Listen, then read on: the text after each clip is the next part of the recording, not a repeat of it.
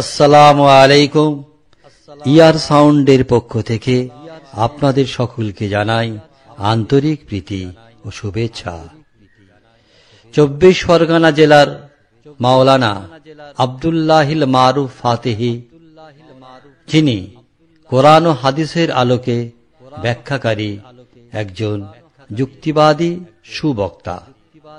2014 সাল হুগলি জেলার কল্যাণবাটি গ্রাম অনুষ্ঠিত হল এক ইসলামী জলসা, যেখানে কোরআন ও হাদিসের আলোকে ইসলামের বিভিন্ন বিষয় নিয়ে বিশদ আলোচনা করলেন।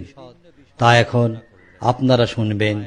আল্লাহর জিকির অন্তরকে পরিষ্কার করে দেয়, এই শিরোনামে পরিবেশনায় ইয়ার সাউন্ড, ফুরফুরা শরীফ, হুগলি। আসসালামু আলাইকুম ওয়া রাহমাতুল্লাহি ওয়া বারাকাতুহু।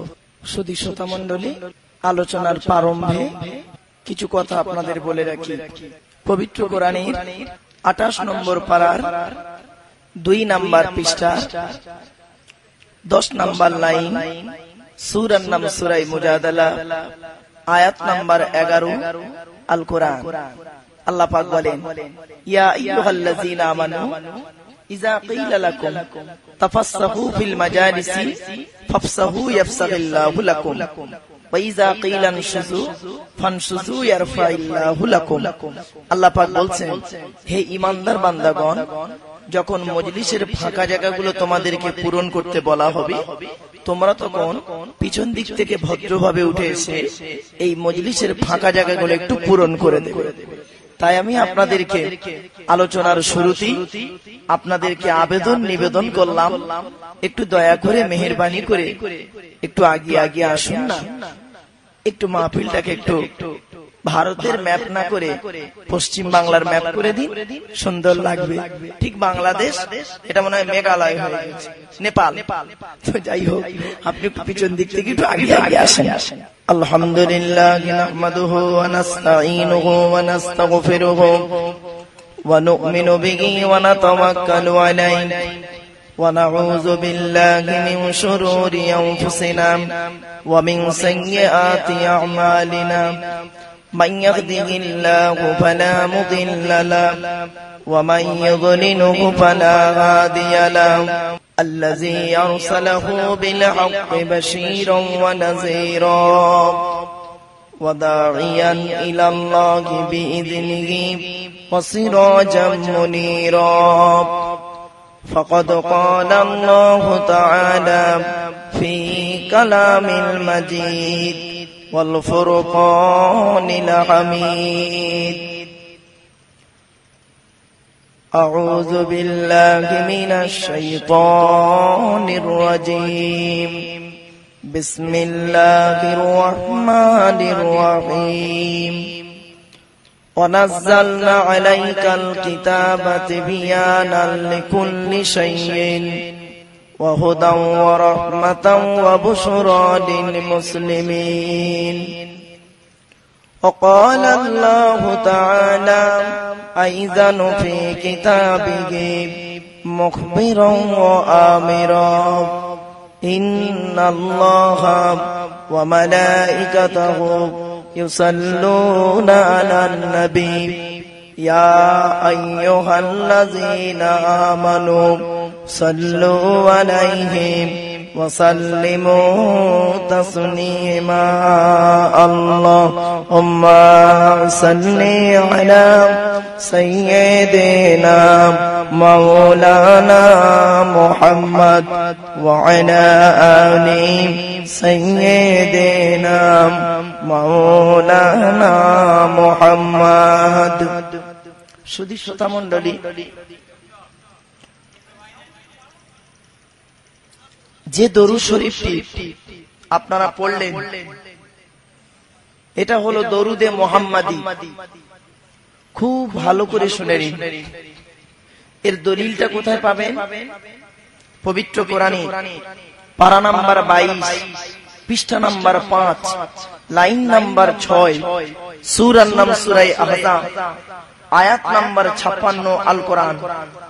আল্লাহ পাক বলেন, ইয়া আইয়ুহাল্লাযীনা আমানু, হে ঈমানদার বান্দাগণ, সাল্লু আলাইহি, তোমরা নবী মুহাম্মাদের উপরে দরুদ পাঠ করো, ওয়া সাল্লিমু তাসলিমা, এবং আন্তরিকতার সঙ্গে সালাম প্রেরণ করো।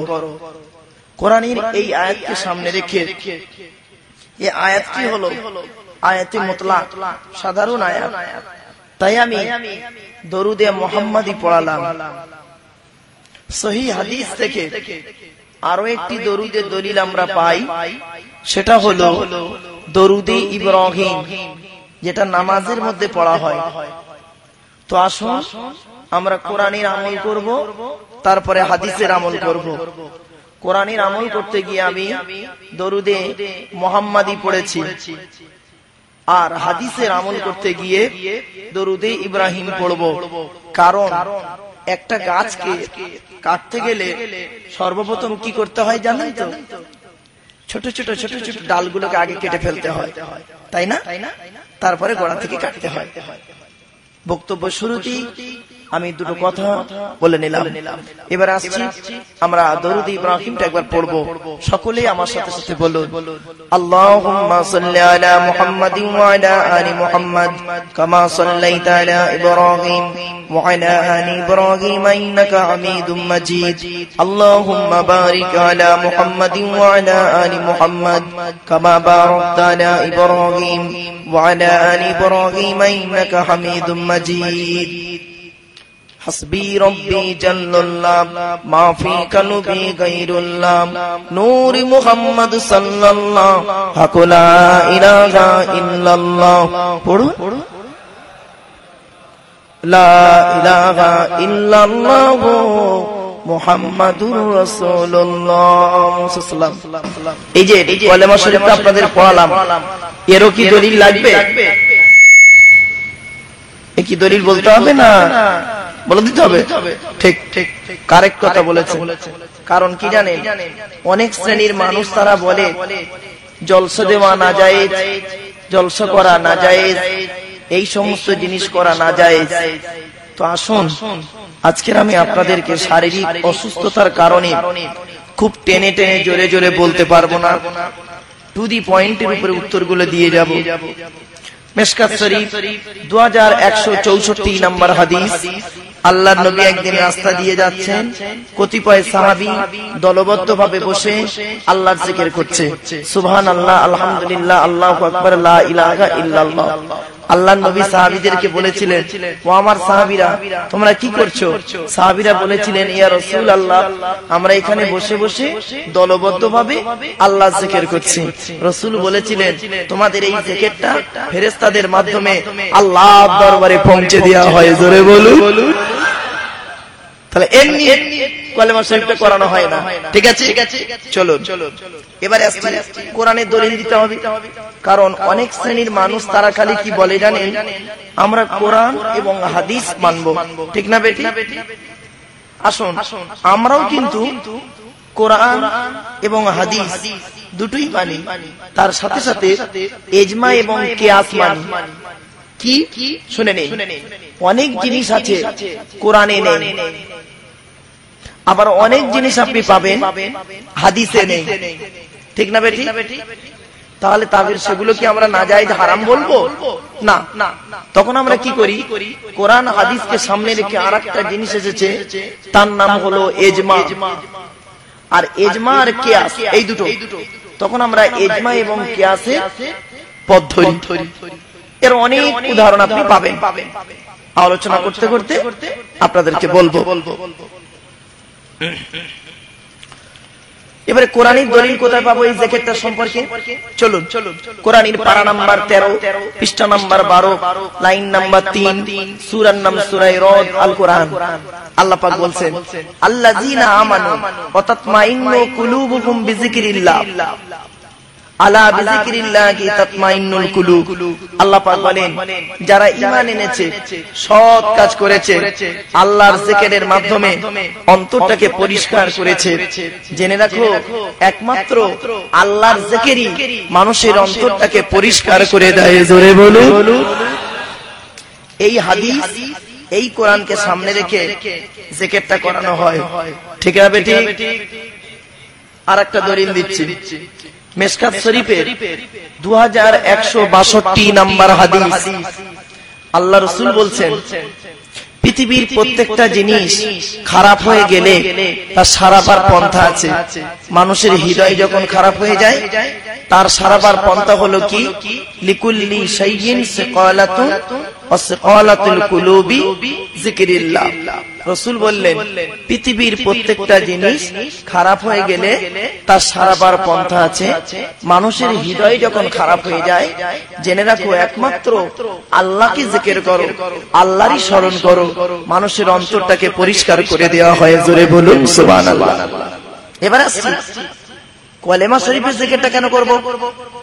আল্লাহ আল্লাহ জিকির করলে তো হয়ে যেত, ঠিক না বেটি? শুধু আল্লাহ শব্দটা জিকির করলেই তো হয়ে যেত। আসুন, রাসূল বললেন, আফজালুজ যিকরি, আফজালুজ যিকরি মানে জিকিরের সবথেকে উত্তম জিকির কোনটা? লা ইলাহা ইল্লাল্লাহ। জোরে বলুন। সেজন্য এই লা ইলাহা ইল্লাল্লাহ জিকিরটা করানো হয়। মুহাম্মাদুন খাতিমুর রাসূলিল্লাযী খদাআত লাহুল বারিয়াতু মিন আরাবিন ওয়া মিন আজামি বালাগাল উলাম বিকামালিহি কাশাফাত দুজা বিজামালিহি হাসুনাত জামিউ খিসালিহি। আল্লাহুম্মা আমিন। ربنا ظلمنا أنفسنا وإن لم تغفر لنا وترحمنا لنكونن من الخاسرين। রব্বুল আলামিন যা কিছু বলিয়েছেন, পড়াবেন, শোনাবেন, পড়াবেন, আল্লাহ আমল করার তৌফিক দান করুন।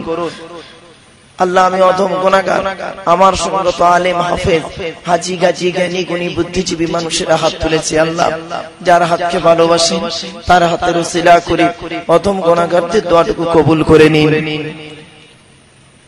اللهم اغفر لنا ولآبائنا ولأساتذتنا ولأحبابنا ولأولادنا ولأزواجنا ولأهل بيتنا ولجميع المؤمنين والمؤمنات والمسلمين والمسلمات الأحياء منهم والأموات إنك مجيب الدعوات رب اشرح لي صدري ويسر لي أمري واحلل عقدة من لساني يفقهوا قولي اللهم إنا نسألك علما نافعا وعملا متقبلا ورزقا حسنا وحلالا طيبا سبحان ربك رب العزة عما يصفون وسلام على المرسلين والحمد لله رب العالمين واجعل آخر كلامنا عند الموت لا إله إلا الله محمد رسول الله. صدر جلسة. In the name of Allah, the most merciful, most beneficent, peace be to Allah, Lord of the world. সনাম ধন্য সুনির্বাচিত মহামান্য আজকের মাহফিলের সভাপতি সাহেব, আমন্ত্রিত উলামা হযরত, বিশেষ করে জানাই আজকের মাহফিলের মধ্যমণি পীরে কামিল ছোট হুজুর পীর কেবলা রহমাতুল্লাহ আলাইহি সুযোগ্য সাহেবজাদা, তারও সাথে জানাই আমার আগেই যিনি আলোচনা করছিলেন, বক্তা জগতে খ্যাতি সম্পন্ন বক্তা আলহাজ হযরত মাওলানা আবুল কালাম সাহেব, বারাকাল্লাহু ইলমা ওয়া বারাকাল্লাহু ফি হায়াতি। দিন দরদি, ইসলাম দরদি, মুমিন মুত্তাকি মুসলমান সালেহ নেককার আল্লাহওয়ালা বাবাজিরা, আমার যুবক ভাইরা, স্নেহের কচি কচি বাচ্চারা, পর্দার অন্তরালে পর্দানসীনা ধার্মিকা স্নেহময়ী মমতাময়ী আমার মা ও বোনেরা, তারও সাথে জানাই আমার আওয়াজ শ্রবণকারী মুসলিম অমুসলিম সমস্ত জাতির মানুষেরা, মহান আল্লাহ পাকের দরবারে শুকরিয়া আদায় করি যে রব্বুল আলামিন আমাকে আপনাকে বসিয়েছেন, রাতের আরামকে হারাম করে দিয়ে মূল্যবান সময়কে ব্যর্থ দিয়ে আমরা বসেছি কিছুক্ষণ কোরআন ও হাদিসের আলোচনা শোনার জন্য। এ শোনার, এ বসার, এ বলার তৌফিক এনায়েত করেছেন যে মহান আল্লাহ পাক, সেই পরওয়ারদিগার বেনিয়াজের দরবারে প্রাণ খুলে ভক্তি ভরে উচ্চ আওয়াজে একবার শুকরিয়া আদায় করি, বলুন আলহামদুলিল্লাহ। সুধী শ্রোতা মণ্ডলী, আজকে আলোচনা রাখবো পবিত্র কোরআনের একটি আয়াতে কারিমার উপরে। কোথায় লেখা আছে? 14 নম্বর পারার 16 নম্বর পৃষ্ঠার 4 নম্বর লাইন, সূরার নাম সূরা নাহাল, আল কোরআন। ওয়ানাজ্জালনা আলাইকাল কিতাবা তিবিয়ানান লিকুল্লি শাইইন। আল্লাহ পাক বলেন, নবী তোমার উপরে একটি কিতাব অবতীর্ণ করেছি আমি আল্লাহ, আর পৃথিবী সমস্ত জিনিসের বর্ণনা ওই কিতাবের ভিতরে আমি আল্লাহ দিয়েছি। জোরে বলুন। এবারে আসছি, আল্লাহ পাক যে পৃথিবীর সমস্ত জিনিসের বর্ণনা কিতাবের মধ্যে দিলেন, কিছু বর্ণনা ডাইরেক্ট দিয়েছে, কিছু ইনডাইরেক্ট দিয়েছে। কথা বুঝতে পারছেন? কিছু ডাইরেক্ট, কিছু ইনডাইরেক্ট। ডাইরেক্ট গুলো কি কি পাবেন? নামাজ, রোজা, হজ, যাকাত, সমস্ত জিনিসগুলো, শরীয়তের সমস্ত জিনিসগুলো আপনি পাবেন। বেশিরভাগ জিনিস আপনি পাবেন ডাইরেক্ট, ঠিক না বেঠিক? আর ইনডাইরেক্ট কোনগুলো? যেমন দেখুন, উড়োজাহাজ, বাস, লরি, ট্যাক্সি, এসব তো আর নবীর যুগে ছিল না। এগুলো কোরআনে কিন্তু ডাইরেক্ট বাস, লরি, ট্যাক্সির কথা লেখা নেই। সেগুলো কিভাবে দেওয়া আছে জানেন? উদাহরণের মাধ্যমে, বিভিন্ন অ্যাঙ্গেল থেকে কোরআনের মধ্যে ইঙ্গিত দেওয়া আছে। খুব ভালো করে বুঝবেন। এবারে আল্লাহ পাক আরো বললেন, হে দুনিয়ার মানুষ, তোমরা আমারই ইবাদত করো, আমারই গোলামতি দাসত্ব করো, আমি ছাড়া অন্যের কাছে কারোর কাছে মাথা নত করিও না। তাই আমরা আল্লাহ ছাড়া কারোর কাছে মাথা নত করি না। অনেক শ্রেণীর মানুষ আছে, তারা হয়তো বলেন যে কোন মাজারে গিয়ে মাথা নত করি, কিন্তু না, ভুল। মুজাদ্দিদে জামান দাদা হুজুর পীর কেবলা রহমাতুল্লাহ আলাইহির মতটা ঠিক এইভাবেই আছে যে তিনি বলেন আল্লাহ যেটাই বলেছেন সেটাই আমাদের মানতে হবে। তার কি কথাটা কি? লা তাসজুদু লিশ-শামসি ওয়ালা লিল-কমারি। আল্লাহ পাক বলছেন কোরআনের 24 নম্বর পারার 19 নম্বর পৃষ্ঠা 13 নম্বর লাইন, সূরার নাম সূরা সাজদা। আল্লাহ পাক বলছেন লা তাসজুদু লিশ-শামসি, তোমরা সূর্যকে সিজদা করিও না, ওয়ালা লিল-কমারি, চন্দ্রকেও সিজদা করিও না, উসজুদু লিল্লাহ, তোমরা আল্লাহকে সিজদা করো। তাই তিনি তার মতের মধ্যে লিখলেন তোমরা আল্লাহর ইবাদত করতে হবে। আমাদের সিলসিলার মত হলো কি? আল্লাহর ইবাদত করতে হবে, নবীকে ভালোবাসতে হবে, আর কি ওলিকে ভালোবাসতে হবে। আমরা কোন ওলির মাজারে গিয়ে সিজদাও করি না, চুম্বনও করি না। এটাই হলো দাদা হুজুর পীর কেবলা রহমাতুল্লাহ আলাইহির সিলসিলা সব থেকে বড় একটা গুরুত্বপূর্ণ বিষয়। জোরে বলুন সুবহানাল্লাহ। কারণ এর দলিল কি? কোরআন। কোরআনে আল্লাহ পাক বললেন 26 নম্বর পারা 14 নম্বর পৃষ্ঠা 7 নম্বর লাইন, সূরার নাম সূরা হুজরাত আয়াত নাম্বার 1 আল কোরআন। আল্লাহ পাক বলছেন, হে ঈমানদার বান্দাগণ, ইয়া আইয়ুহাল্লাযীনা আমানু লা তুকদ্দিমু বাইনা ইয়াদাইল্লাহি ওয়া রাসূলিহি, আল্লাহ এবং রাসূলের আগে বেড়ে যেও না। তাই মুজাদ্দিদে জামান দাদা হুজুর পীর কেবলা রহমাতুল্লাহ আলাইহি তিনি তার সিলসিলাটাকে এইভাবেই তিনি সুন্দর করে বানালেন, যাতে করে এই সিলসিলার মধ্যে আল্লাহ এবং রাসূলের আগে বেড়ে যাতে না যাওয়া হয়। সেজন্যই তিনি 57টা ওসিয়তনামা সুন্দর করে পেশ করলেন। কথা বুঝতে পারছেন? আমার কথা আপনারা বুঝতে পারছেন নাকি? টান টন দিয়ে বলতে হবে না, অসুবিধা নেই তো। মানে কি জানেন, এই প্রথমত যদি টান দিই না, লোকে বলবে পাগলা হয়ে গেছে, বুঝতে পারছেন? তো সেজন্য আমি এই ঠিক টানের জায়গায় দেবো, এখন চিন্তা নেই, একটু টেনে টুনে দেবো, এখন চিন্তা নেই। চলুন তো এবারে আসছি। তো আমাদের সর্বপ্রথম কাজ হচ্ছে কি? আল্লাহর গুণগান গাইতে হবে, ঠিক না বেটি? তো আমরা আল্লাহর গুণগান গাইতে গিয়ে কি করেছি? আল্লাহর জিকির করেছি, আল্লাহ শব্দটা উচ্চারণ করেছি এবং আল্লাহর প্রশংসাও করেছি, আলহামদুলিল্লাহ পড়েছি, ঠিক না বেটি? বাহ। এবার আল্লাহ পাক বলছেন, পৃথিবীর মানুষেরা তোমরা কি করবে? আমার প্রশংসাগুলো, আমার নিয়ামতগুলো, আমি আল্লাহ তোমাকে যে সমস্ত নিয়ামত পৃথিবীতে আমি দিয়েছি, সেই সমস্ত নিয়ামতগুলোকে যদি তোমরা কি করো? লিখতে শুরু করো। পৃথিবীর যত বৃক্ষ আছে সমস্ত বৃক্ষগুলোকে যদি কলম বানাও, আর সমুদ্রের পানিগুলোকে নিয়ে যদি কালি তৈরি করো, তথাপিও আমার প্রশংসা লিখেও শেষ করতে পারবে না। জোরে বলো। এ কোথায় পাবেন এটা? কোরআনের দলিল 21 নম্বর পারা 12 নম্বর পৃষ্ঠা 13 নম্বর লাইন, সূরার নাম সূরা লোকমানের মধ্যে আল্লাহ পাক বলছেন ওয়ালাউ আন্না মা ফিল আরদি মিন শাজারাতিন আকলামু ওয়াল বাহরু ইয়ামুদ্দুহু মিন বাদিহি সাবআতু আবহুরিম মা নাফিদাত কালিমাতুল্লাহ। আল্লাহ পাক বলছেন যে যদি তোমরা পৃথিবীর সমস্ত বৃক্ষগুলোকে কলম বানাও আর সমুদ্রের পানিগুলোকে কালি তৈরি করো, যদি আমার প্রশংসা লিখতে শুরু করো তথাপি আমার প্রশংসা লিখেও শেষ করতে পারবে না। তাহলে কি আমরা আল্লাহ পাকের প্রশংসা গুণগান নিয়ামতগুলোকে গণনা করতে শুরু করব? আল্লাহ পাক আরো বলে দিলেন, কোথায়? 14 নম্বর পারা 8 নম্বর পৃষ্ঠা 9 নম্বর লাইন, সূরার নাম সূরা নাহলে আল্লাহ পাক বলছেন ওয়া ইন তাউদ্দু নি'মাতাল্লাহ। আল্লাহ পাক বলছেন তোমরা আল্লাহর নিয়ামতগুলোকে গণনা করতে শুরু করো, লা তুসুহা, আল্লাহর নিয়ামতগুলো গণনা করেও শেষ করতে পারবে না। জোরে বলুন সুবহানাল্লাহ। তাহলে আমরা পেলাম কি? আল্লাহ পাকের সমস্ত দিকগুলো আমরা নিয়ে যদি আলোচনাও করি, লিখে পড়ে বলে বুঝিয়ে শেষ করতে পারবো না। তো যাই হোক, আল্লাহ পাকের নিয়ামত সম্পর্কে আল্লাহ পাক আমাকে যে সমস্ত নিয়ামতগুলো দিয়েছে, আপনাদেরকে যে সমস্ত নিয়ামতগুলো দিয়েছেন, সেই নিয়ামতগুলো নিয়ে আপনারা একটু বাড়ি থেকে ভাববেন আল্লাহকে কেন মানবেন। দেখবেন আল্লাহ পাক বলছেন পৃথিবীর মানুষেরা আমার সৃষ্টি নৈপুণ্যতার মধ্যে কোন রকম ত্রুটি পাবে না। আমাকে নিয়ে চিন্তা করো, ভাবতে ভাবতে দেখবে আমি আল্লাহ, তোমার ব্রেনটা, তোমার মাথাটা অটোমেটিক আমি আল্লাহ আমার দিকে নত হয়ে আসবে। জোরে বলুন সুবহানাল্লাহ। এবার আসছি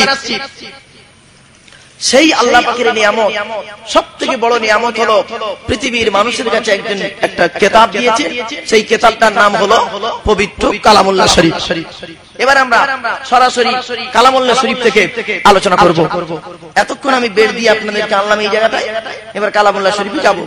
কালামুল্লাহ শরীফে যেতে গেলে কালামুল্লাহ শরীফের বহু আলোচনা আছে। আমার আগে যিনি আলোচনা করছিলেন বাবাজি আমার সুন্দর আলোচনা করছিলেন, কোরআনের পরিচয় আপনাদের সুন্দর করে দিয়ে দিয়েছেন। এবারে কোরআনের ভিতরে বহু জিনিস আছে, আপনারা কোন দিকটা নিয়ে শুনতে চান? শুধু নেগেটিভ দিয়ে শুনতে চান না পজিটিভটা শুনতে চান? হ্যাঁ আর না, ভালো করে বুঝবেন। ইয়ামুরুনা বিল মারুফি, ভালো কাজের আদেশ, ওয়া ইয়ানহাউনা আনিল মুনকার, অসৎ কাজে নিষেধ। তাহলে আজকে আমি আলোচনা করব হ্যাঁ আর না, নেগেটিভ আর পজিটিভ, এই দুটো শব্দ নিয়ে আজকের কোরআনের ভিতরে আমরা প্রবেশ করব।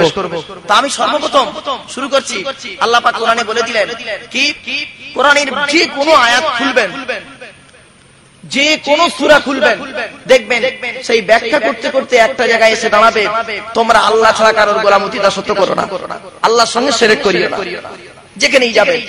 আর কোরআনে এই কথাটা বারে বারে বলা হয়েছে, লা তুশরিক বিল্লাহ, আল্লাহর সঙ্গে কাউকে শিরক করিও না। শিরক করা হলো বড় গুনাহ, কারণ ইন্না শিরকা লাযুলমুন আযীম।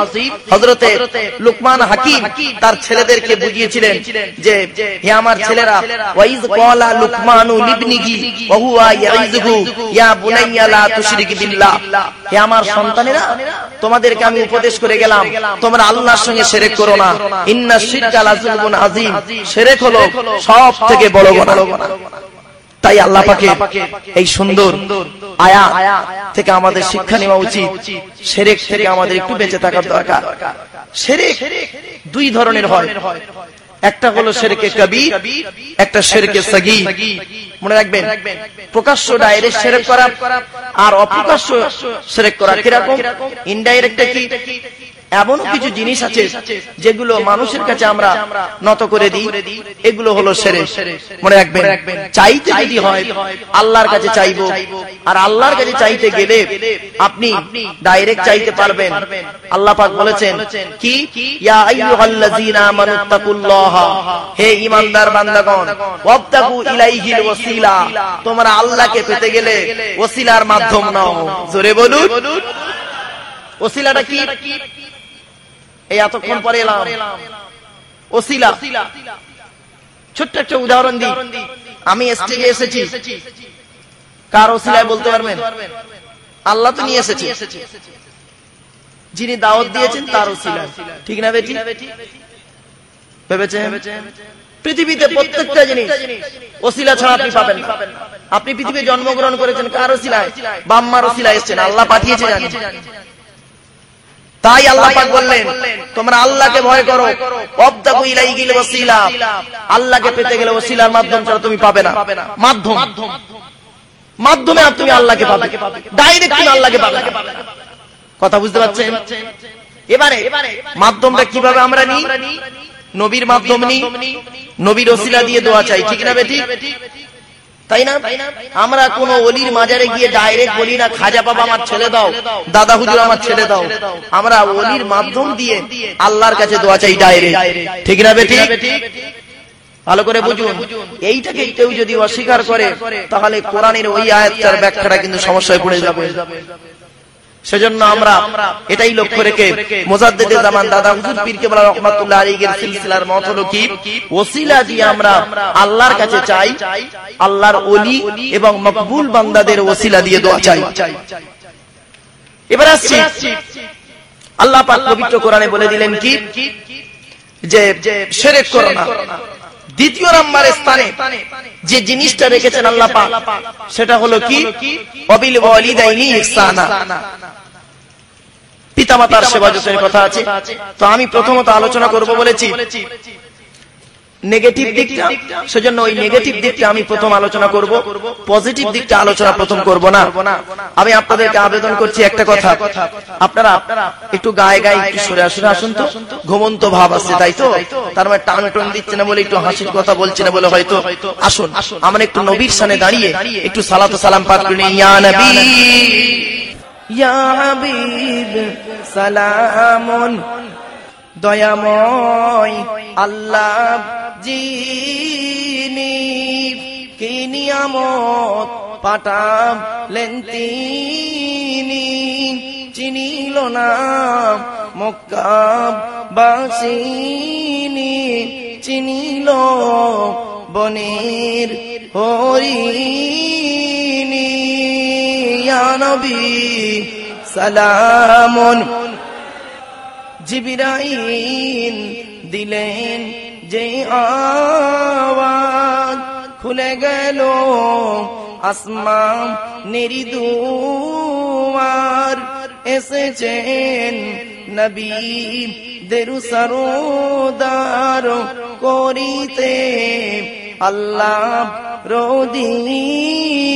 রোদিদার। ইয়া নবী ইয়া নবী মদিনা হতে আল্লাহ চাহেন সবকিছুই পারেন দেখিতে, মোদের লাশ কবরে রাখিলে লইবেন আপন কোলে। ইয়া নবী ইয়া রাসূল ইয়া হাবিব সালামুন, ইয়া নবী সালাম লও আমার, ইয়া রাসূল সালাম লও সবার, ইয়া হাবিব সালাম লও এই জলসার, আমরা অতি নাদান গুনাহগার। ইয়া নবী সালামুন, ইয়া হাবিব। সকলে গায়ে গায়ে বসে জানি ইয়া রাব্বি সাল্লি সাল্লি। বালাগাল উলা বিকামালিহি কাশাফাত দুজা বিজামালিহি, হাসুনাত জামিউ খিসালিহি, সাল্লু আলাইহি ওয়া আলিহি। আসুন, এতক্ষণ এই বক্তব্যটাকে গুছাতে একটু সময় চলে গেল। চলো এবারে আলোচনা করব অসৎ কাজে নিষেধ। আল্লাহ পাক যেগুলো নিষেধ করেছেন সেইগুলো আজকে প্রথম তুলব, তারপরে আল্লাহ পাক যেগুলো আদেশ করেছেন সেগুলো পরে বলবো, অসুবিধা হবে? চলো প্রথমে আল্লাহ পাক বললেন লা তাজআল মা'আল্লাহি ইলাহান আখার, তোমরা আল্লাহর সঙ্গে কাউকে মাবুদ বলে মনে করিও না। এক নাম্বার, এটা থেকে আমাদের সাবধান হতে হবে। দ্বিতীয় নাম্বার আসছি, আল্লাহ পাক বলছেন খুব ইম্পর্টেন্ট। রাসূল করিম সাল্লাল্লাহু আলাইহি সাল্লামের হাদিসটা বলি, তারপরে ব্যাখ্যাটা করতে সুবিধা হবে। আল্লাহ রাসূল বলে গিয়েছেন, কিয়ামতের আলামত হলো, পৃথিবী ধ্বংসের লক্ষণ হলো বিদ্যা উঠে যাবে, এক নাম্বার। দ্বিতীয় নাম্বার কি? ওয়ায়ুকসারু জিনা, ব্যভিচার বেড়ে যাবে। তৃতীয় নাম্বার কি? ওয়ায়ুকসারু শুরবুল খমর, মদ পান বেড়ে যাবে। চতুর্থ কি? রাসূল বললেন, দেখবে পুরুষরা নারীদের অনুগত স্বীকার করে চলবে। পঞ্চম হলো, রাসূল করিম সাল্লাল্লাহু আলাইহি ওয়াসাল্লাম বললেন, দেখবে অযোগ্য ব্যক্তিরা, যার যে সম্পর্কে জ্ঞান নেই, সে সম্পর্কে মাথা মারতে যাবে, আর মাথা মেরে নিজের ঈমানটাকে নষ্ট করবে। মুফতি কত দেখেছেন? হ্যাঁ, মুমতাজুল মুহাদ্দিসিন হতে গেলে বাপ 18 বছর পড়তে হয়, মাওলানা পাস করতে গেলে, আর মুফতি আরো 2 বছর। তাহলে কত বছর হলো বাপ? 20 বছর। একজন লোক 20 বছর পড়াশোনা করে সে ফতোয়া দিতে গেলে 20টা বই ঘাটে, আর একজন মুচুল্লি, নামাজের মুচুল্লি, মসজিদ থেকে বেরিয়ে পটাপট ফতোয়া দিচ্ছে। চিন্তা করতে পেরেছেন? তাই এর ফতোয়া আর এর ফতোয়া দুটো এক হবে বাবা মা? চলেন একটু এগিয়ে যাই, দেখি কোরআন কি বলছে, দেখা যাক। আল্লাহ পাক বলছেন, রাসূল করিম সাল্লাল্লাহু আলাইহি ওয়াসাল্লামের হাদিসকে সামনে রেখে শুরু করছি। আল্লাহ রাসূল কি বললেন? বিদ্যা উঠে যাবে, অর্থাৎ শিক্ষিত মানুষের আচরণগুলো হবে অশিক্ষিত লোকের মতো। ঠিক না বেঠিক? দেখবেন সমাজের মুখে শিক্ষিত মানুষ হয়ে আমরা সমাজকে কিছু দিতে পারিনি, আর কি করেছি? সমাজ থেকে শোষণ করেছি, আর অশিক্ষিতদেরকে কাজে লাগিয়ে আমি আমার পেট পুঁজিটা, আমি আমার সুন্দর চেয়ারটা, আমি আমার নিজের অস্তিত্বটাকে বজায় রাখতে চাইছি। ঠিক না বেঠিক? খুব ভালো করে চিন্তা করুন আর দিকে, এখানে কিন্তু হট করে কথা বুঝতে পারবেন না। আর শিক্ষিত মানুষ হয়ে নামের পাশে ডিগ্রি দিয়ে আর কি করতে পেরেছি? সমাজটাকে নোংরার পথে নামিয়ে দিতে পেরেছি। কিরকম? চলুন দেখি। হযরত আলী কাররামাল্লাহু ওয়াজহু, রাসূলের এক সাহাবী, তিনি বলেছিলেন কি, তোমার গায়ে যে পোশাকটা পরিধান করে আছো, ওটা কিন্তু প্রকৃত ভদ্রলোকের পোশাক নয়। কি মনে করেন আপনারা যে সাদা জামা পরলে, সাদা পায়জামা পরলে, পাঞ্জাবি পরলে, ইংরেজিতে কথা বললে, প্যান্ট স্যুট বুট পরলে, হাতে একটা ঘড়ি দিয়ে, চোখে একটা চশমা দিয়ে বক্তব্য দিলে কি ভদ্রলোক? লাইসাল জামালু বিয়াসমা বিনতু যায়িনুহা, তোমার গায়ে যে পোশাকটা পরিধান করে রেখেছো, ওটা কিন্তু প্রকৃত ভদ্রলোকের পরিচয় নয়। ইন্নাল জামালা জামালুল ইলমি ওয়াল আদাবে, প্রকৃত ভদ্রলোক হলো সেই যে বিদ্যা অর্জন করেছে, আর সেই বিদ্যা মোতাবেক নিজে চলেছে, সমাজের মানুষকে বলেছে, আর তার বিদ্যা থেকে মানুষ উপকৃত হতে পেরেছে। আর কি হয়েছে?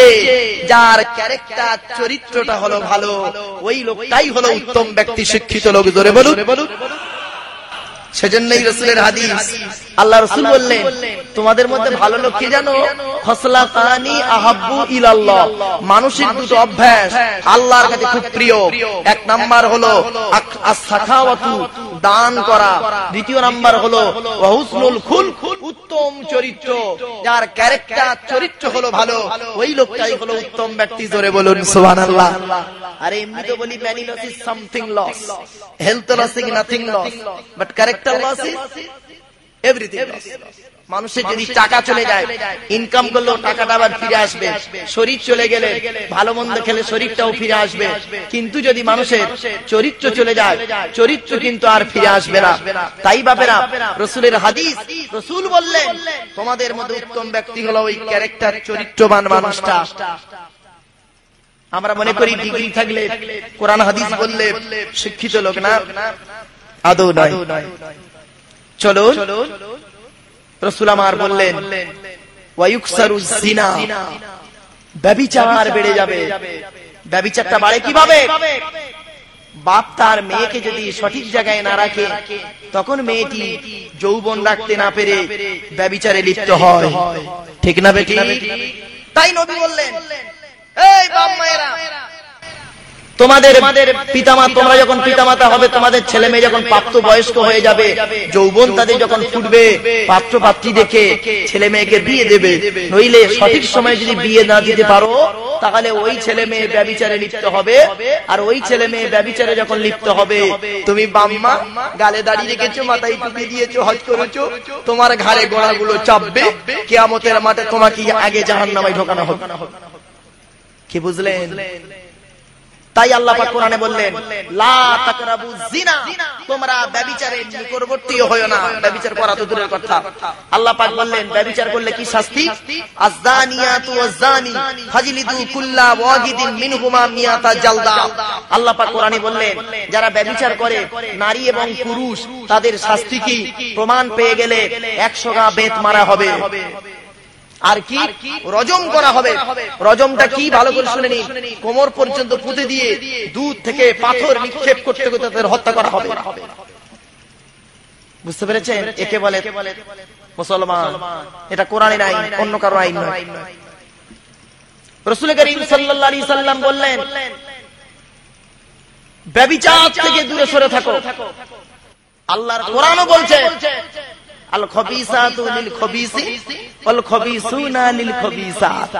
একটা সুন্দর কথা বলে যাই, কোন ছেলে যদি ব্যভিচার করে, যে ছেলে ব্যভিচার করবে যে নারীর সঙ্গে, ওই নারীর সঙ্গে ওকে বিয়ে দিতে হবে। কোরআনের দলিল, কোরআনে আল্লাহ পাক বলছেন 18 নম্বর পারা 9 নম্বর পৃষ্ঠা 8 নম্বর লাইন, সূরার নাম সূরা নূর, আয-যানিয়াতু লা ইয়ানকিহুহা ইল্লা যানিন আও মুশরিক। ব্যভিচারিণী মহিলা যার সঙ্গে ব্যভিচার করেছে ওর সঙ্গেই বিয়ে দিতে হবে, অথবা মুশরিক ইত্যাদি। আর ওয়াজ-যানিয়াতু লা ইয়ানকিহুহা ইল্লা যানিন আও মুশরিক, ব্যভিচারী পুরুষ যে মেয়েটির সঙ্গে ব্যভিচার করেছে তার সঙ্গে বিয়ে দাও। ও হুররিমা যালিকা আলাল মুমিনিন, মুমিনদের সঙ্গে ওর বিয়ে দেওয়া হলো হারাম। কি বুঝলেন? এই আয়াতটার ব্যাখ্যাটা বাড়ি থেকে চিন্তা করবেন। তুমি যদি মানে নোংরা হও, খোদা বলে তুই তওবা না করলে তোর কপালে নোংরাই জোটাবো। আল খবিসাতু লিল খবিসিন ওয়াল খবিসুনা লিল খবিসাত।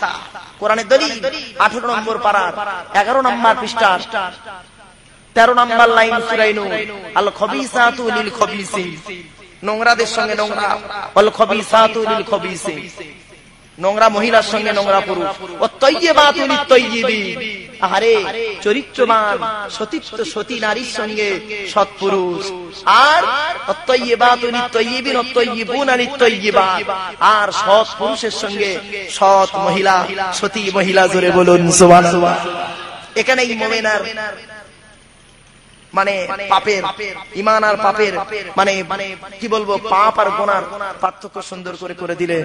তাই আল্লাহ পাক বললেন, খবরদার তোমরা জিনা থেকে দূরে সরে থাকো। এবার আসছি নিষেধের আরেকটা পর্ব কি? আল্লাহ পাক বলছেন কোরআনে পারা নাম্বার 15 পৃষ্ঠা নাম্বার 4 লাইন নাম্বার 2, সূরার নাম সূরা বনী ইসরাঈল। আল্লাহ পাক বললেন, লা তাকতুলু আওলাদাকুম খাশিয়াতা ইমলাক। আল্লাহ পাক বলছেন, তোমরা তোমাদের সন্তানদেরকে খাওয়াবার ভয়ে হত্যা করো না। খবরদার নয়, আমি আপনাদের পায়ে ধরে বলে যাচ্ছি, সারা রাত জলসা শুনেছেন, পৃথিবীতে অনেক জলসা শুনেছেন, আর এই আয়াতগুলো শুনে একটু বাড়ি থেকে চিন্তা করবেন।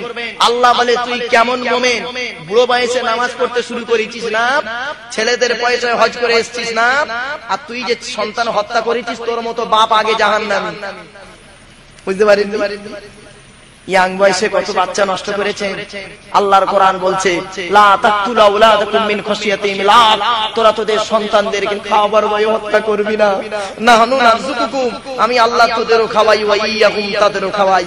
স্বামী স্ত্রী আনন্দ ফুর্তি করলো, স্ত্রীর পেটে বাচ্চা, যুক্তি চললো এই বাচ্চা নেওয়া যাবে না, 499 টাকা দামের ট্যাবলেট খাইয়ে বাচ্চাটাকে নষ্ট করে দিলেন।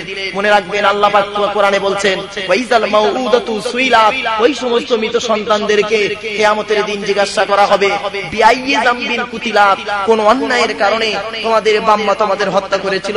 ওই মাসুম মাসুম বাচ্চারা বলবে আল্লাহ আমরা হত্যা হতে চাইনি, আমাদের বাম্মা যুক্তি করে হত্যা করেছে। আল্লাহ পাক তখন কি বলবেন জানেন তো? ওই ছেলেগুলো বলবে আল্লাহ ওই বাম্মাকে আগে জাহান্নামে ঢোকাও, তারপরে তোমার বিচার যা হয় করিও। বাপেরা খুব সাবধান, যারা এই কারবার করেছেন অতীতে হাত জোড় করে বলে যাচ্ছি একটু তওবা করে নিন। আর আল্লাহ পাক কোরআনে বলেছেন তওবা কর, যা পাপ করেছিস করেছিস, কত সন্তান মেরে দিয়েছিস, কত সন্তানকে কিভাবে মেরেছিস। অতএব তোরা যে পাপী, এখন তোরা বুড়ো বয়সে নামাজ পড়ছিস, রোজা রাখছিস, হজ করছিস না, আর তোর অতীতের পাপগুলোর কথার জন্য একটু তওবা কর। যদি তোরা আমার কাছে তওবা করিস তবে কোন তওবা করবি? কোরআনে আল্লাহ পাক বলে দিচ্ছেন পারা নাম্বার 28 পৃষ্ঠা নাম্বার 20 লাইন নাম্বার 2, সূরার নাম সূরা তাহরিম। ইয়া আইয়ুহাল্লাযীনা আমানু তুবু ইলাল্লাহি তাওবাতান নাসুহা। হে ঈমানদার বান্দাগণেরা, তোরা পাহাড় পরিমাণ গুনাহ করেছিস, আমি আল্লাহ তোদের সমস্ত গুনাহগুলো দেখেছি। তবে গুনার কথা একটু অনুশোচনা করতে করতে, নিজের পাপের কথা খেয়াল করতে করতে, আমার জাহান্নামের কথা স্মরণ করতে করতে দুটো চোখের পানি জড়িয়ে আমি আল্লাহ আমার কাছে তওবা কর, আমি আল্লাহ তোদের সমস্ত গুনাহগুলো মাফ করে দেব। বন্ধুরে, এত দয়াবান মানুষ, এত দয়াবান কাউকে পাবেন না পৃথিবীর জমিনে। ব্যবসা বাণিজ্য নিয়ে ঝগড়া হয়েছে, কিন্তু বন্ধুর যদি বন্ধুর সোনা চুরি করে কেউ আনে, ওই বন্ধু যেখানে পাবে ওর মেরে ফেলবে, ঠিক না বেটি? আল্লাহ বলে দুনিয়ার মানুষ তোরা একবার লক্ষ্য করে দেখ, তাই আমার এই পৃথিবীতে তোরা কত পাপ করলি, কত জেনা করলি, কত সুদ খেলি, কত ঘুষ খেলি, কত নারী নির্যাতন করলি, কত 2 নম্বরি কাজ করলি, কত ওজনে কম দিলি, কিন্তু আমি আল্লাহ তোদের কোনদিন না খাইয়ে পৃথিবীতে রাখিনি, ঠিক না বেটি? আল্লাহ বলে কোরআনের পারা নাম্বার 12 পৃষ্ঠা নাম্বার 1 লাইন নাম্বার 1, সূরার নাম সূরা হুদ, আল কোরআন।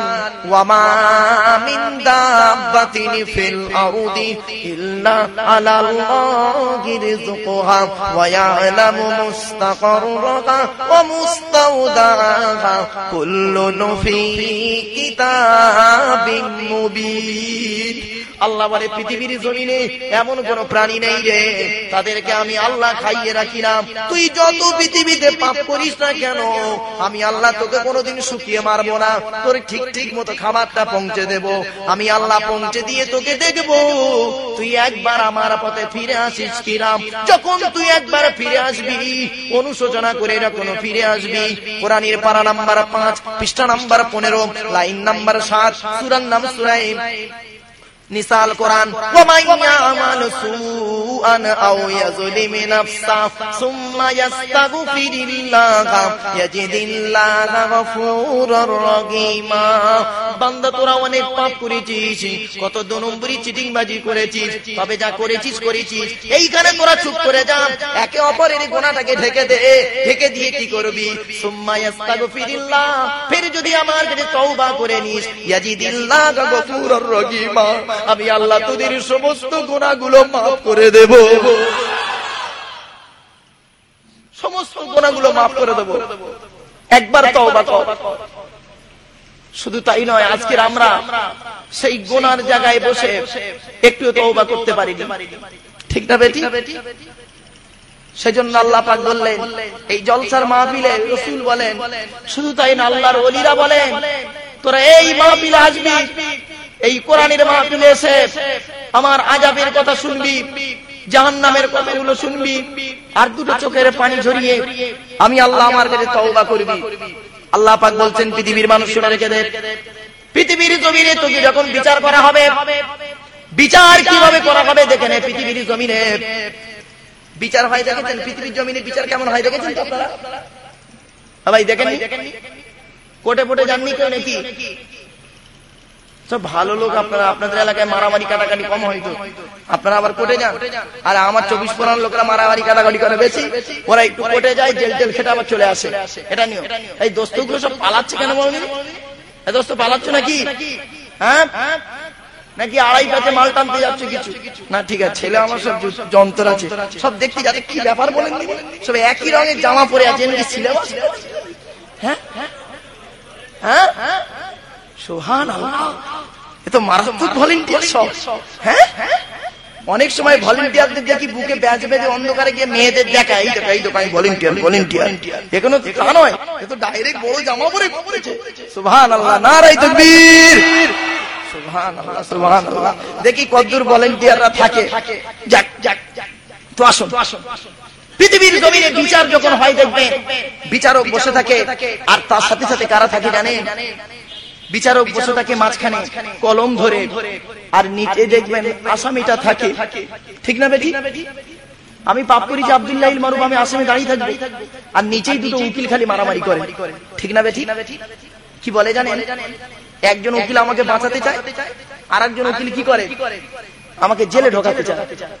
খুব ভালো করে বুঝবেন, যখন বিচারক আমাকে বলে দেয় আব্দুল্লাহ ইল মারুফ এই অন্যায় করার কারণে তাকে জাহান্নামায় ঢোকানো হচ্ছে, অতএব যখন তাকে বলা হবে কারাদণ্ড দেওয়া হলো, মৃত্যুদণ্ড দেওয়া হলো, তখন দেখবেন জেলের পুলিশরা আসবে, আমাকে টেনে টেনে নিয়ে চলে যাবে। ঠিক না বেঠিক? আল্লাহ পাক কোরআনে বলছে, ওরে দুনিয়ার মানুষ, তোরা পৃথিবীতে বিচার করিস, তার বিচারের সিদ্ধান্ত হয় এরকম, আর তোরা ওটা মনে করে নে আখিরাতে তোদের ওই রকম হবে। যিনি মাঝখানে বসে আছেন তিনি মহান আল্লাহ পাক, আর কাঠগড়ায় যে দাঁড়িয়ে আছে তুই একজন ব্যক্তি, তুই পাপী, কাঠগড়ায় দাঁড়িয়ে আছিস, আর নিচেই যে দুটো মানে উকিল দুটো মারামারি করছে, দুই কাঁধে দুই ফেরেশতা কিরামান কাতিবিন। এ বলে আল্লাহ ও পাপ করেছিল, ওকে জাহান্নামায় ঢোকাও। ও বলে না আল্লাহ, পাপ তো করেছিল কিন্তু অনেক নেকিরও কাজ করেছিল।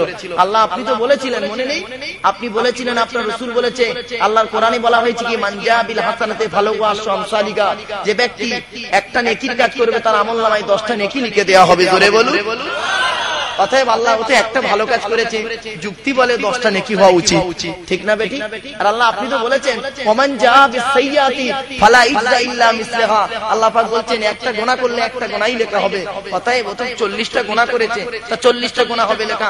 আর ও যদি 4টে মানে 10টা তো নেকি করেছে, তা 10 কে 100টা হওয়া উচিত নয়? আল্লাহ 7টা তো নেকি বেশি, আল্লাহকে জান্নাতে দিয়ে দাও। জোরে বলুন। এইরকম বিচার হতে হতে যখন দেখা যাবে অনেক গুনাহ করেছি, অনেক পাপ করেছি, মাইনাস প্লাস করতে করতে যখন আমার সাব্যস্ত হয়ে যাবে আমি জাহান্নামী, দেখা যাবে জীবনে কত দুটো জলসায় গিয়েছি আর 4টে সিনেমায় গিয়েছি। ও আল্লাহ, দুটো জলসায় এসে সুবহানাল্লাহ জানা বলেছি, তার থেকে 4টে সিনেমায় গিয়ে তার থেকে আরো নোংরা কাজ, আরো বড় বড় গুনাহ করেছি। সেজন্য হযরত আলী রাদিয়াল্লাহু তাআলা আনহু বলেছিলেন একটা কথা, শুনে নিন, খুব ইম্পর্টেন্ট কথা। হযরত আলী বলেছিলেন মানুষ গুনাহ করবে, এটা একদম অবধারিত। ঠিক না বেটি? মানুষ গুনাহ করবেই, একদম স্বাভাবিক। কিন্তু মানুষ গুনাহ করার পর যেন দুটো কাজের মধ্যে একটা কাজ যেন তাড়াতাড়ি করে নেয়।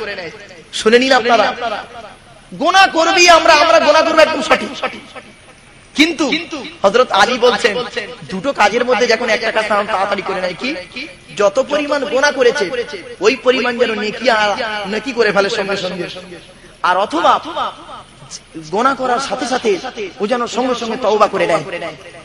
এই দুটোর মধ্যে যখন একটা যেন বান্দা করে নেয়, তাহলে কিয়ামতের মাঠে আল্লাহ পাকের কাছে এটাই কৈফিয়ত দিতে পারবে, আল্লাহ গো ওই এই পাপটা করেছে, সঙ্গে তওবা করেছে, আর কি করেছে আল্লাহ এই পরিমাণ পাপ করেছে তো ও ডবল নেকি করেছিল। আল্লাহ যদি আল্লাহ পাক কিয়ামতের মাঠে নাজাত দেয়, জোরে বলুন সুবহানাল্লাহ। দেখেছেন এই দয়া, এরকম দয়া পৃথিবীতে কারো আছে? তাই আল্লাহ পাক বললেন, ওরে দুনিয়ার মানুষেরা, তোরা সেই আমি আল্লাহ, আমাকে ডাক, তবে আমাকে পাবি। আল্লাহকে পাবি দুটো জিনিসের মাধ্যমে। কয়টা জিনিস বললাম? দুটো জিনিস কোরআনে আল্লাহ পাক বলছেন, দেখো, ইয়া আইয়ুহাল্লাযীনা আমানু ইসতাঈনু বিস-সাবরি ওয়াস-সালাম। আল্লাহ পাক বললেন কোথায়? কোরআনের পারা নাম্বার 2, পৃষ্ঠা নাম্বার 2, লাইন নাম্বার 12, সূরার নাম সূরা বাকারা, আল কোরআন। আল্লাহ পাক বলছেন, হে ঈমানদার বান্দাগণেরা, তোরা আমাকে পাবি দুটো জিনিসের মাধ্যমে। একটা হলো কি? আমার কাছে সাহায্য প্রার্থনা করবি দুটো জিনিসের মাধ্যমে। এক নাম্বার হলো বিস-সাবরি, ধৈর্যের মাধ্যমে। আমি আল্লাহ আমাকে তোদের ভিতরে পেয়ে যাবি, জোরে বলুন। এক নাম্বার হলো ধৈর্যের মাধ্যমে।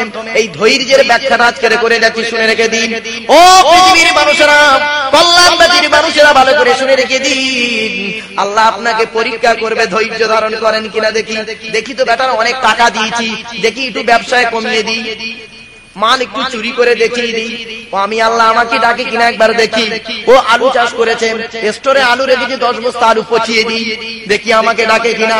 শুধু তাই নয়, ওরে আমি ছেলে মেয়ে দিয়েছি, কত সুন্দর সুন্দর ছেলে মেয়ে দিয়েছি, কোটি কোটি টাকার মালিক করেছি, দুটো ছেলেও যেন একবার ধরে মারে, একবার দেখে নি, দেখি ও ধৈর্য ধারণ করে কিনা। শুধু তাই নয়, আমি আল্লাহ অনেক ব্যবসা দিয়েছি, ওকে পরীক্ষা করে দেখবো আমি আল্লাহ আমাকে ডাকে কিনা। তাই আল্লাহ পাক বলছেন, তোদেরকে আমি পরীক্ষা করবো, ওয়ালা নাবলুওয়ান্নাকুম বিশাইইন মিনাল খাউফি ওয়াল জুউ ওয়া নাকসিম মিনাল আমওয়ালি ওয়াল আনফুসি ওয়াস সামারাত। আল্লাহ পাক বলেন, আমি পৃথিবীর জমিনে তোমাদেরকে পরীক্ষা করব। কিসের দ্বারাই? শুনে রেখে দিন, ওয়ালা নাবলুওয়ান্নাকুম বিশাইইন মিনাল খাউফ, ভয় দিয়ে ওকে পরীক্ষা করব। বিভিন্ন রকমের ভয়, পার্টির লোকে হুঁশিয়ার দেবেন, বিভিন্ন লোকদের শত্রুরা কি করবে ওকে হুঁশিয়ার দেবেন, হুমকি দেবেন, দেখিও হুমকি দেন আমি আল্লাহ আমাকে ডাকে কিনা, না আমি আল্লাহ ছাড়া অন্যকে ডাকে কিনা। বুঝেছেন? তারপরে আল্লাহ পাক বলছেন, ওয়ালা নাবলুওয়ান্নাকুম বিশাইইন মিনাল খাউফি, ভয় দিয়ে আপনাদের পরীক্ষা করা হবে। দ্বিতীয় নাম্বার কি? ওয়াল জু, খিদা দিয়ে পরীক্ষা করা হবে।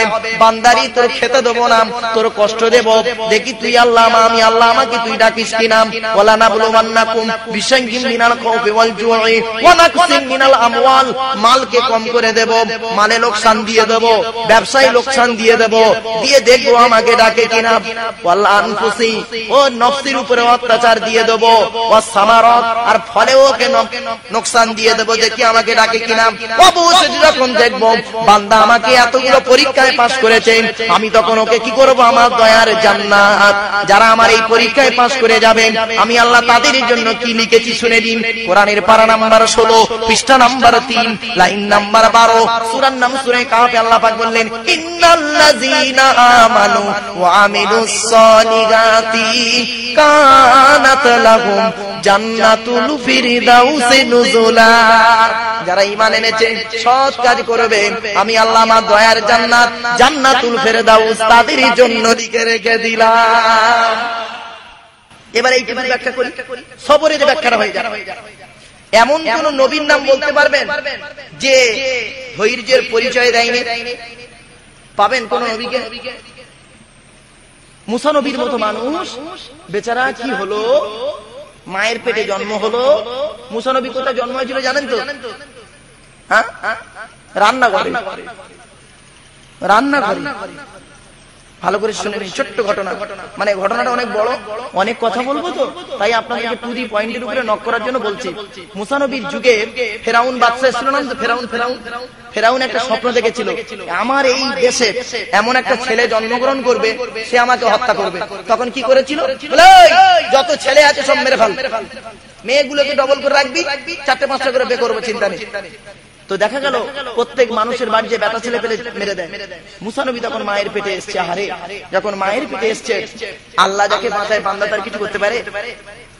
মায়ের পেটে মুসা নবী যখন এলো, চিন্তা করছে মুসা নবীর মা, আল্লাহ রে, আমার বাচ্চা মনে হয় এবার মরে যাবে, কি হয়েছে জানি না। তারপরে পরীক্ষা করতে আসে, মুসা নবীর মাকে কিছু বুঝতেই পারে না, আল্লাহরই খেলা। তারপরে এমন সময় করেছে কি, বাচ্চা হয়ে গেছে। আর মুসা নবীর মা তখন করেছিল কি, বাচ্চা হয়ে যাওয়ার পর মুসা নবীর মা তখন রুটি তৈরি করছে। আর এমন সময় এসে ফেরাউনের দলবল যখন দরজায় ঠুকছে না, তখন বলছে, এই ফেরাউনের লোক এসে, বুঝতে পেরেছে, দেখছে বেটা ছেলে মেরে ফেলবে। তখন মা করেছিল কি জানেন? সেই রুটি যেটা করে ওটাকে কি বলেন আপনারা? ওই আগুনে থাকে, লোহার তাওয়া বলে নাকি, চাটু বলেন। ওই চাটুর উপরে করেছে কি মুসা, ওই গরম চাটুর উপরে মুসা নবীকে নিয়ে দিয়ে সেই টুকরি না চুবড়ি বলেন না টুকরি বলেন, ওই চুবড়ি চাপা দিয়ে ঘুরে ঘাড়ে সব চলে গেল। মুসা নবীর মা ওরা চলে যেতে হাওয়াও করে কাঁদছে, আল্লাহ আমার বাচ্চার মনে আর বেঁচে নেই, মারা গেছে। কারণ চাটুর উপরে কোনো বাচ্চা মাঝে আল্লাহর খেলা। যেই টুকরিটা তুলেছে, দেখছে মুসা নবী হাত পা খেলিয়ে মুচকে হাসতে আর খেলা করতে, জোরে বলুন। সঙ্গে সঙ্গে বাচ্চাকে কোলে তুলে নিয়ে হাউ হাউ করে কেঁদে ফেলে। আল্লাহ পাক বললেন, এই মুসা নবীর মা, তুমি এক কাজ করো মারিয়াম। মুসা নবীর মাকে আল্লাহ পাক বললেন যে তুমি কি করো, ওকে কাঠের ভেলায় করে ভাসিয়ে দাও। আমি আল্লাহ তোমার সঙ্গে ওয়াদা করলাম, তুমি পেয়ে যাবে। ঠিক ভাসিয়ে দিল, সংক্ষেপে বলে ভাসিয়ে দিল, আবার পেয়ে গেল। পেয়ে যাওয়ার পর কোথায় পেল? সেই ফেরাউনের গেটে গিয়ে, সেই সাগরের ফেরাউনের ঘাটে গিয়ে আটকে গেল। ফেরাউনের কোনো সন্তান ছিল না। কি করলো? মুসা নবীকে তুলে নিল। সুন্দর ছেলে দেখতে পেয়ে ফেরাউনের স্ত্রী বলল, আসিয়া, এই মেয়ে, এই ছেলেটাকে আমরা মানুষ করি না, আমাদের তো কোনো ছেলে মেয়ে নেই। তখন ফেরাউন বলেছিল, এই আমি বাইরের ছেলেগুলোকে জবাই করছি, আর তুমি একটা ছেলে মানুষ করবে? চলবে না। বলে দেখো, তোমার সঙ্গে আমার সম্পর্ক দ্রুত হয়ে যাবে যদি এই বাচ্চাটাকে না রাখো। ব্যাস, মুসা নবী করলো কি, ফেরাউনের ঘরে আশ্রয় নিল। যখন ফেরাউনের ঘরে আশ্রয় নিল, ফেরাউনের ঘরে আশ্রয় নেওয়ার পর একদিন মুসা নবী ফেরাউনের কোলে বসে আছে, আর ফেরাউন আল্লাহর নামে উল্টো পাল্টা বলছে, জানেন, উল্টো পাল্টা বলছে। আর মুসা তখন করেছিল ফেরাউনের দাড়িটা ধরে, ওই বাচ্চা ছেলে দাড়ি ধরে ঠাস করে একটা চড় মেরেছিল। বলে এই ছেলে, সঙ্গে সঙ্গে মুসা নবীকে দুটো পরীক্ষা করেছিল, মনে নেই? আগুন দিয়ে আর মিষ্টি বা ফুল দিয়ে পরীক্ষা করেছিল। আর মুসা নবী আগুনটা দিয়ে গালে ঢুকিয়ে দিল, গালটা পুড়ে গেল, তোতলা হয়ে গেল। সেই মুসা নবী তাকে পরীক্ষা দিতে হলো। কোরআনে মুসা নবীর আলোচনাটা বেশি করা আছে। যত কোরআনে তাফসীর খুলবেন দেখবেন মুসা নবীর উদাহরণটা একটু বেশি দেওয়া আছে। আর মুসা নবীর যুগে বহু জিনিস ঘটে গিয়েছিল, সেজন্য মুসা নবীর কথা একটু বেশি দেওয়া আছে। মুসা নবীকে দিতে হয়েছে কি? ধৈর্যের পরিচয়। ঈসা নবীকে ধৈর্যের পরিচয় দিতে হয়নি। ঈসা নবীকে আল্লাহ পাক বলছেন, আরে নবীদের তো ধৈর্যের পরিচয় দিতে হয়েছে, তোরা মুমিন, তোদেরকে ওরকম ধৈর্যের পরিচয় দিতে হবে। যে ব্যক্তি আমার সবরের পরিচয় দিবি, আমি আল্লাহ আমার দয়ার জান্নাতুল ফেরদাউস তার জন্য লিখব। জোরে বলুন। ঈসা নবীকে ধৈর্যের পরিচয় দিতে হয়নি। দেখেন না কেমন ধৈর্যের পরিচয় দিতে হয়েছে। ঈসা নবীকে করলো কি? ঈসা নবী মায়ের পেটে এলো। ঈসা নবীর মায়ের নাম কি ছিল? মরিয়ামের পেটে যখন এলো, আস্তে সঙ্গে সঙ্গে বলা হলো, মরিয়াম বলছে, আল্লাহ আমার তো কোনো বিয়ে শাদী হয় না, ছেলে হলো কি হবে? আল্লাহ বললেন, মরিয়াম তোমার কোনো চিন্তা নেই, আমি আল্লাহই ওকে রক্ষা করবো, তোমার চিন্তার কারণ নেই। বাচ্চা যখন হওয়ার সময় হয়ে এলো, তখন কি করেছিল মরিয়ামের মা? মরিয়াম করেছিল কি? সঙ্গে সঙ্গে আল্লাহকে বললো, আল্লাহ আমি কি করবো? তা বলে, ওই খেজুর গাছ আছে, ওর তলায় চলে যায়। মরা খেজুর গাছের দিকে দেখিয়ে দিয়েছে। যেই মরা খেজুর গাছের দিকে গিয়েছে, যাবার সময় মরিয়াম বলছে, গো আল্লাহ, ও তো মরা খেজুর গাছ। বলে, যাও না, আমি আল্লাহ যেতে বলছি, যাও। যেই মরা খেজুর গাছের গোড়ায় গিয়েছে, আল্লাহ ওই মরা খেজুর গাছকে জীবিত করে দিয়েছিলেন। জোরে বলুন সুবহানাল্লাহ। বাচ্চা হয়ে গেল। বাচ্চা হয়ে যাওয়ার পর মরিয়ামের খিদে পেয়েছে। আল্লাহ পাক মরিয়ামকে জিজ্ঞাসা করছে, মরিয়াম তোমার কষ্ট হচ্ছে? মরিয়াম তখন বলেছিল, গো আল্লাহ, আমার বড় কষ্ট হচ্ছে, পানির পিপাসা পেয়েছে আর খিদে পেয়েছে। আল্লাহ পাক বললেন, মরিয়াম ওয়াহুজ্জি ইলাইকি বিজিজিন নাকলাতি তুসাকিত আলাইকি রুতাবান জানিয়া, ওই খেজুর গাছের শেকড়টা ধরে নাড়া দাও, দেখবে আমি আল্লাহ তোমার জন্য ডাঁসালো তাজা খেজুর তোমার গালের কাছে পৌঁছে দেব। জোরে বলুন। কি বুঝলেন? সেই ঈসা নবীকে ধৈর্যের পরিচয় দিতে হয়েছে। সেই ঈসা নবী কি করেছে? ধৈর্যের পরিচয় দিয়েছে। 12 জন লোক মারার পরিকল্পনা নিল, আল্লাহ পাক ঈসা নবীকে তুলে নিল। কোরআনে কোথায় লেখা আছে? 6 নম্বর পারা 2 নম্বর পৃষ্ঠার, বাররাফাহুল্লাহু ইলাইহি। অনেকে বলে ঈসা নবীকে ক্রুশবিদ্ধ করা হয়েছে। খবরদার নয়, ওটাকে বিশ্বাস করবেন না। ওটা বিশ্বাস করলে আপনার ঈমানও থাকবে না। সলেহ নবীকে ধৈর্যের পরিচয় দিতে হয়েছে। সলেহ নবী, সলেহ বলে একটা নবী সামুদ জাতির প্রতিনিধি ছিল, তাকেও ধৈর্যের পরিচয় দিতে হয়েছে। কি ধৈর্যের পরিচয়? সলেহ নবী যখন বলল, হে পৃথিবীর মানুষেরা, তোমরা আল্লাহকে ভয় করো, ফাত্তাকুল্লাহা ওয়া আতিউন, তোমরা আল্লাহকে ভয় করো, আর আমি সলেহ নবী, আমাকে তোমরা অনুসরণ করো। ওরা বলল, তোমাকে নবী বলে মানবো, শর্ত হলো একটাই, এই মানে পাহাড়ের ভিতর থেকে একটা উট বের করো। তা আল্লাহর কাছে দোয়া করলো, সলেহ নবী একটা উট বেরিয়ে এলো। কেদার বিন সালমুত্তাকে জবাই করলো, মেরে ফেললো, মনে নেই? খোদা তাদের গজব দিল। শুধু তাই নয়, আইয়ুব নবীকে আল্লাহ পাক ধৈর্যের পরিচয় নিয়েছে। 18 বছর ঘায়ে পড়েছিল, ঠিক না বেটি? ধৈর্যের পরিচয় দিতে হয়েছে। শুধু তাই নয়, শুআয়ব নবী কি জানেন? মুসা নবীর শ্বশুর শুআয়ব নবীকে কি করেছিল? তাকেও ধৈর্যের পরিচয় দিতে হয়েছে। কিরকম ধৈর্যের পরিচয়? শুআয়ব নবীর যুগে কি হতো জানেন? শুনেনি? শুআয়ব নবীর লোকেরা কি করতো? ওনার কওমের লোকেরা করতো কি? ওজনে কম দিত, মালে কম দিত। খবরদার নয়, আল্লাহ পাক কোরআনে বললেন, তোমরা ওজনে কম দিও না। আবার হুদ নবীর লোকেরা তারা কি করতো? মানুষকে চুরি ডাকাতি করতো, তাদের প্রতি খোদার গজব এলো। মানে প্রত্যেকটা নবীকে তার যুগে আসতে গিয়ে, তার কওমের কাছে আসতে গিয়ে কি করতে হয়েছে? সবরের পরিচয় দিতে হয়েছে। তাই আল্লাহ পাক বললেন, ওরে পৃথিবীর মানুষেরা, তোরা আমাকে পাবি ধৈর্যের মাধ্যমে, সবরের মাধ্যমে। জোরে বলুন সুবহানাল্লাহ। আর উম্মতে মুহাম্মাদীকে সবরের পরিচয় দিতে হয়েছে, হয়নি? আপনি সমাজের মতো চলবেন, আল্লাহ পাক বলছেন তোমাকে আমি পরীক্ষা করে দেখব। আপনি হক পথে চলবেন, দেখবেন আপনার ব্যবসা ভালো চলবে না, ঠিক না বেটি? আপনি হালাল ব্যবসা করবেন, দেখবেন ও কষ্ট হবে, আর ওটাই হবে সঠিক ব্যবসা। আর দেখবেন একজন আপনার পাশে ব্যবসা করছে, 2 নম্বরি করে কত কি করে গাড়ি বাড়ি করে নিচ্ছে। মনে রাখবেন ব্যবসা জিনিসটা সহজ জিনিস নয়, হালালটা সহজ জিনিস নয়। তো প্রথম কথাটি আমি তুললাম কি আপনাদের কাছে, সবর। সবরের পরিচয় আপনাকে দিতে হবে। আপনি যেখানেই যান, ডাক্তারখানায় যাবেন, চলাফেরা উঠা অবস্থা আপনি নিজেরাই এবার ব্যাখ্যা করবেন। বাড়িতে গিয়ে আমার এই কথাগুলো আমি আপনাদের কাছে একটু একটু ধরিয়ে দিচ্ছি। যখনই আপনারা বাজারে বেরোবেন, চলতে ফিরতে দেখবেন, তখনই আপনাকে এই কথাটি স্মরণ করতে হবে কি আল্লাহ পাক কোরআনে বলেছে সবরের পরিচয় দাও, ধৈর্যের পরিচয় দাও, তবে তুমি আমি আল্লাহ আমাকে পাবে। দ্বিতীয় নাম্বার কি, আসসালাহ, নামাজের পরিচয়। নামাজের মাধ্যমে তোমরা আমি আল্লাহ আমাকে পাবে। আজ মুসলিম ছেলেরা তারা আজকে নামাজ থেকে উদাসীন, নামাজ থেকে দূরে সরে থাকে, ঠিক না বেটি? আপনারা হাত জোড়ো করে বলি, জলসা যারা দিচ্ছেন ভালোই করছেন, তবে নামাজটা পড়ুন। নামাজ কারোর জন্য মাপ নেই। আপনি কেন নামাজটা ছাড়ছেন, এ কৈফিয়ত আপনাকে দিতে হবে একদিন। আল্লাহ পাক কিয়ামতের মাঠে ধরবে, আল্লাহ এরা নামাজ পড়তো না, নামাজ পড়তো না। তো সেজন্য আপনাদেরকে বলি নামাজটা একটু পড়ুন। নামাজের কি আছে না আছে, কি বৃত্তান্ত, নামাজের ফজিলত সম্পর্কে অনেক আল্লাহ পাক কোরআনে বলে দিয়েছে। ও আলোচনা করার সময় এখন নয়। অনেক মানুষদের কাছ থেকে শুনেছেন, নামাজের পরিচয় অনেক অনেক রকম পেয়েছেন। তবে নামাজটা যখনই পড়বেন, আন্তরিকতার সঙ্গে নামাজটা পড়ুন, খুশু খুশুর সঙ্গে নামাজ আদায় করুন। কোরআনে আল্লাহ পাক এটাই বললেন, হে পৃথিবীর মানুষেরা, ওই মুমিনটা হবে কামিয়াবি, কদ আফলাগাল মুমিনুন, ওই লোকটাই হবে মুমিন, কামিল মুমিন, আল্লাযিনা হুম ফি সালাতিহিম খাশিউন, যারা নামাজটা একটু বিনয়ের সঙ্গে নামাজ আদায় করে। জোরে বলুন সুবহানাল্লাহ। আর তার সাথে সাথে কি বলছি, নামাজ আদায় করুন। এবারে আসছে রোজা, এই সামনে রোজার মাস আসছে আপনাদের, তাই তো বাবু?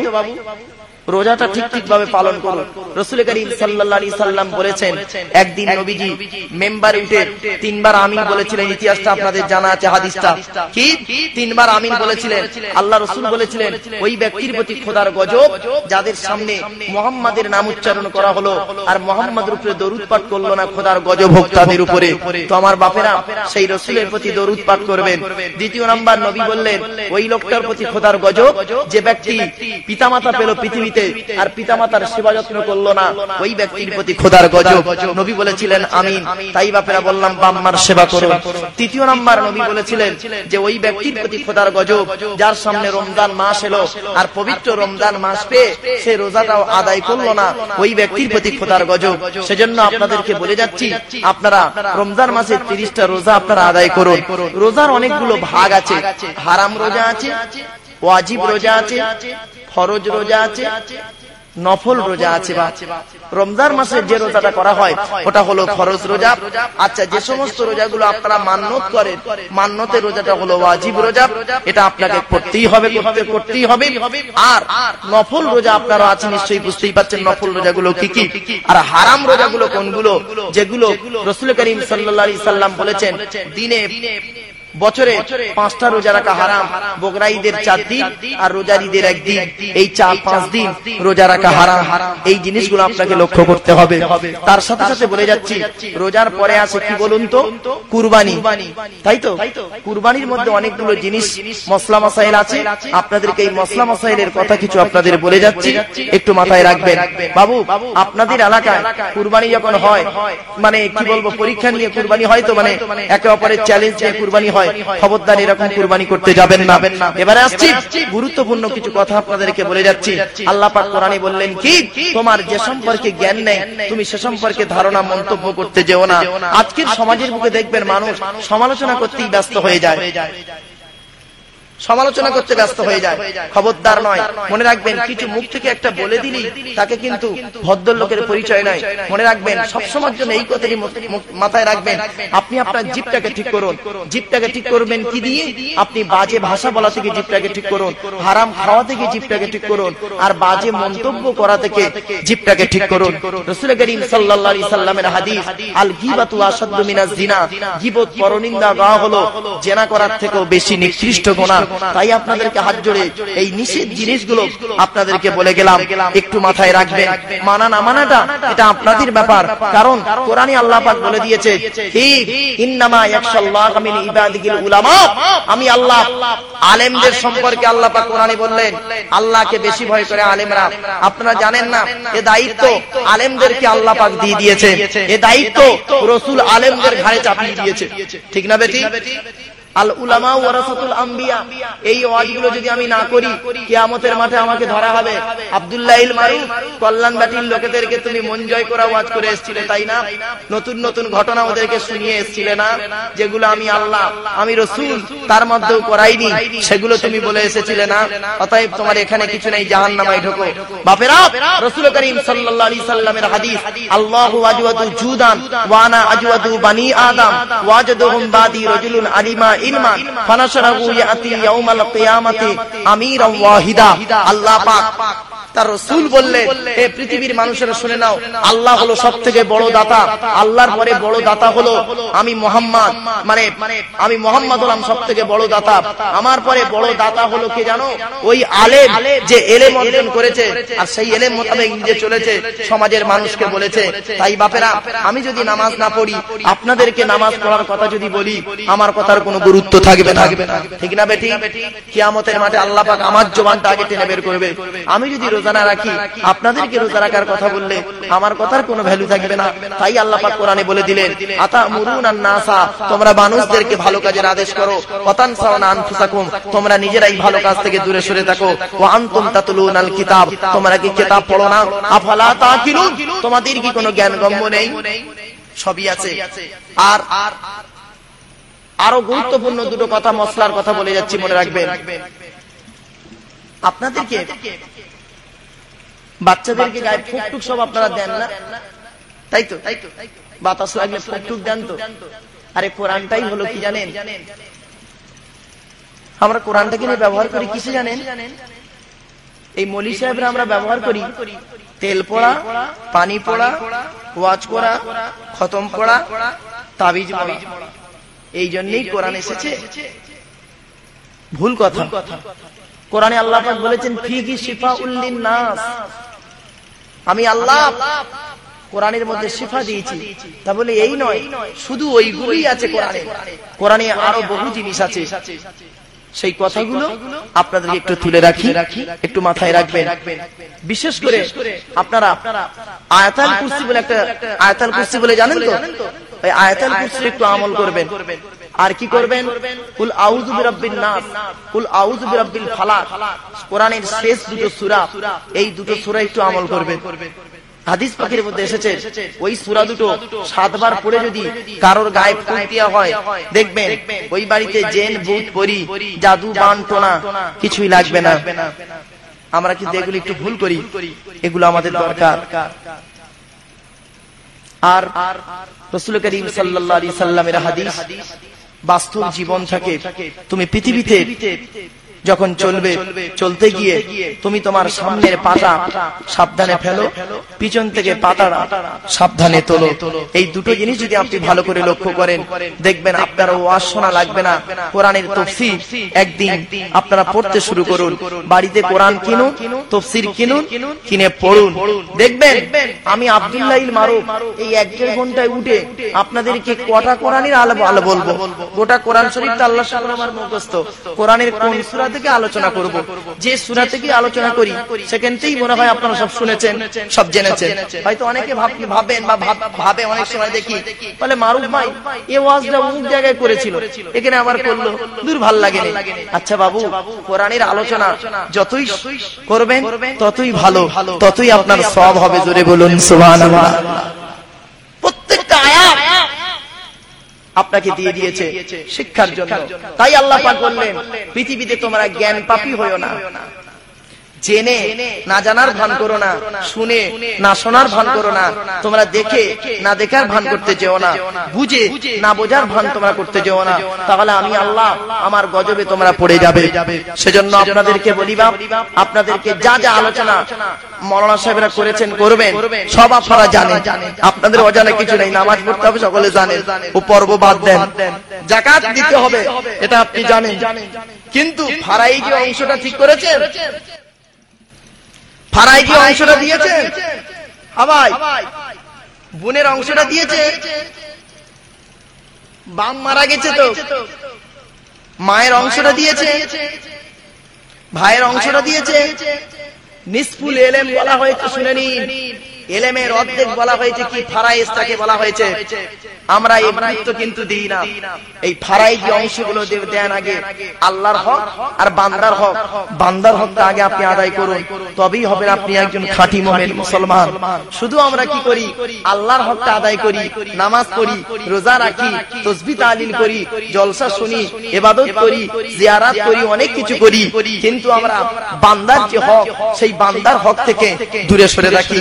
বান্দার হক থেকে যদি আপনি দূরে সরে থাকেন, আপনি জীবনে কোনোদিন মুমিন মুসলমান হতে পারবেন না। তাই রাসূল করিম সাল্লাল্লাহু আলাইহি সাল্লাম কি করেছেন?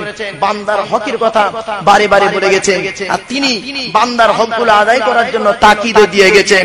তিনি নিজেই হক আদায় করেছেন, এমনকি মায়ের হক, দুধমার হক, এমনকি স্ত্রী খাদিজার হক, আয়েশার হক, সব তিনি আদায় করেছেন।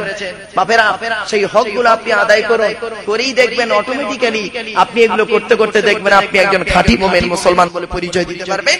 তাই আল্লাহ পাক বলে দিলেন, খাঁটি মুমিন মুসলমান হবে সেই লোকটা যার মধ্যে থাকবে নামাজ, যার মধ্যে থাকবে বাজে ভাষা থেকে যে দূরে সরে থাকবে, যার মধ্যে থাকবে যাকাত, যার মধ্যে থাকবে কি বলবো নোংরা জিনিস থেকে সে পরেজ করবে, ওই লোকটা হলো খাঁটি মুমিন মুসলমান। তাই বাপেরা, আপনাদেরকে এই গুটিগত কথা আপনাদেরকে বলে গেলাম। এবারে যে আলোচনাটা করব সেই আলোচনাটা হবে ইতিহাসমূলক আলোচনায়, কোরআনের ভিতরে ঢুকবো। এর মাঝে একবার উচ্চ আওয়াজে দরুদ আল্লাহুম্মা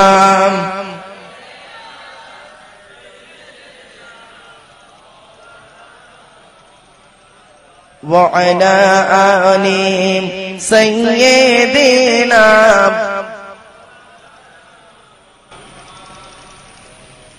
বাবু, হযরতে ইব্রাহিম খলিলুল্লাহ নাম শুনেছেন আপনারা? ইব্রাহিম নবী, ইব্রাহিম নবী এই ইসলাম ধর্মের যাকে বলা হয় পিতা, কারণ কোরআনে আল্লাহ পাক বলেছেন, মিল্লাতা আবিকুম ইব্রাহিম হুয়া সাম্মাকুমুল মুসলিমিন। তিনি এই মুসলমান নামটা দিয়েছেন। কোরআনের কোথায় লেখা আছে? 27 নম্বর, 17 নম্বর পারার 20 নম্বর পৃষ্ঠার 12 নম্বর লাইন সূরা হজ আল্লাহ পাক বললেন। তো সেই ইব্রাহিম নবীর কিছু সুন্নাত আমরা বাস্তবে প্রয়োগ করি। এই নখ কাটা ইব্রাহিম নবীর সুন্নাত, বগলের লোম, নাভির নিচের লোম পরিষ্কার করা ইব্রাহিম নবীর সুন্নাত, খাতনা করা সেই ইব্রাহিম নবীর সুন্নাত। শুধু তাই নয়, আপনার অজুর অঙ্গগুলো আপনারা কতবার করে ধোন বলেন? 3 বার। একবার দোয়া হলো ফরজ, 3 বার দোয়া হলো কি সুন্নাত। কার নিয়ম জানেন? ইব্রাহিম নবীর সুন্নাত। দেখেছেন? তো ইব্রাহিম নবীর সুন্নতের সঙ্গে মুহাম্মদ সাল্লাল্লাহু আলাইহি ওয়াসাল্লামের নবীর সুন্নতগুলো অনেকটা মিল হয়ে আছে, একত্রিত হয়ে আছে। এগুলো একটু লক্ষ্য রাখবেন। আপনি যে কাজগুলো করতে যাচ্ছেন সেগুলো একটু আগিয়ে যান। তো ইব্রাহিম নবী তিনি যখন পৃথিবীতে এলেন, পৃথিবীতে আসার পর তার বাপের নাম ছিল কি? ইব্রাহিম নবীর বাপের নাম জানেন তো? আজর কুমার, যিনি একজন ঠাকুর তৈরি করতেন প্লাস ঠাকুর পুজো করতেন, ঠাকুর বিক্রি করতেন। তো সেই ইব্রাহিম নবী একদিন আল্লাহকে বলছেন যে আমার বাপ এই সমস্ত কাজগুলো করে। বলছে আব্বা, ছেলে বাপ করেছে কি, ছেলেকে একটা ঝুড়ি দিয়েছে, ঝুড়িতে করে অনেকগুলো ঠাকুর দিয়ে বলেছে যাও এই ঠাকুরগুলো বিক্রি করে এসো। তা উনি করেছেন কি, যে অনেক জিনিস নিয়ে গিয়ে দেখছে যে এ তো কোনো উপকার করতে পারে না। তখন একদিন এসে আব্বাকে বলছে, আব্বা কি ব্যাপার, এই জিনিসগুলো কেন আমাকে বিক্রি করতে বলছো বাজারে? তা বলছে তোমাকে করতে বলছি, তুমি করো। বলছে এ আমার দ্বারাই সম্ভব নয়। উনি একদিন ভাবলেন যে তাহলে আমার আল্লাহকে, আমার আল্লাহকে, আমার সৃষ্টিকর্তাকে, উনি সৃষ্টিকর্তার খোঁজে বেরোলেন। আজকের মুসলমান যদি সেই সৃষ্টিকর্তাকে ঠিক মতো ভাবতে শুরু করত, তাহলে দেখতেন আজ মুসলমান এত পিছিয়ে পড়তো না। পৃথিবীর বড় বড় বৈজ্ঞানিক তারা করেছে কি, সৃষ্টিকর্তাকে খুঁজতে গিয়ে কি করেছে, অমুসলমান থেকে ইসলামের ছায়াতলে চলে এসেছে। জোরে বলুন সুবহানাল্লাহ। আমরা কি পেরেছি? এবারে ইব্রাহিম নবী করেছে কি, সকাল হয়েছে, সূর্যকে দেখতে পেয়ে বলেছিল কি, আল্লাহ এ হলো আমার, এ মনে হয় আমার খোদা। বললো এ অনেক বড় মতো, এ আমার খোদা। সন্ধ্যা হলো, যখন ডুবে গেল, তখন উনি বলেছিলেন এ আমার খোদা হতে পারে না। চন্দ্রকে দেখে বলেছিল এ আমার খোদা। যখন দেখলো রাতের বেলা দেখে চন্দ্র, সকাল বেলা যখন ডুবে যায়, তখন বলে এ আমার খোদা হতে পারে না। তারপরে অবশেষে উনি বলেছিলেন আমি আমার খোদাকে পেয়েছি। ইন্নী ওয়াজহাতু ওয়াজহিয়া লিল্লাযী ফাতারাস সামাওয়াতি ওয়াল আরদা হানিফা ওয়া মা আনা মিনাল মুশরিকিন। সেই ইব্রাহিম নবী, পৃথিবীর প্রত্যেকটা মানুষ, ওই আরব কান্ট্রিতে নমরুদ বলে একটা বাদশা এসেছিল, সেই বাদশার পায়ে সকলে সেজদা করেছিল। নমরুদ বাদশা বলেছিল আমার পায়ে সেজদা করে না, এমন কেউ আছে? বলে হ্যাঁ আছে। বলে কে? বলছে আজরের ছেলে ইব্রাহিম। ইব্রাহিমকে ডেকেছে, ডেকে বলছে মানিল্লাহু ইয়া ইব্রাহিম, কে তোমার আল্লাহ? তিনি বলেছিলেন আল্লাযী খলাকানি ফাহুয়া ইয়াহদি, যে আল্লাহ আমাকে সৃষ্টি করেছে সে আল্লাহই আমাকে হেদায়েত করে। জোরে বলুন সুবহানাল্লাহ। শুধু তাই নয়, ওয়াল্লাযী হুয়া ইউতুমিনি ওয়া ইয়াসকিন, যখন আমার খিদে পায় সে আল্লাহ আমাকে খাদ্য দান করে, যখন আমার পানির পিপাসা পায় সে আল্লাহই আমাকে পানি পান করায়। ওয়া ইযা মারিতু ফাহুয়া ইয়াশফি, যখন আমার বিমার হয় সে আল্লাহই আমাকে শিফা দান করে। জোরে বলুন সুবহানাল্লাহ। সেই ইব্রাহিম নবী। এখন প্রশ্ন হলো ইব্রাহিম নবী কোন ধর্মের মানুষ ছিল? এবার বলেন ইব্রাহিম নবী কোন ধর্মের মানুষ ছিল? বলেন। এই রে, মা কানা ইব্রাহিম ইয়াহুদিয়্যান ওয়ালা নাসরানিয়্যা। আল্লাহ পাক কোরআনে বলছে ইব্রাহিম ইহুদি ছিল না, নাসারা ছিল না, ওয়ালাকিন কানা হানিফাম মুসলিমা, তিনি ছিলেন হানিফ মুসলমান। জোরে বলুন সুবহানাল্লাহ।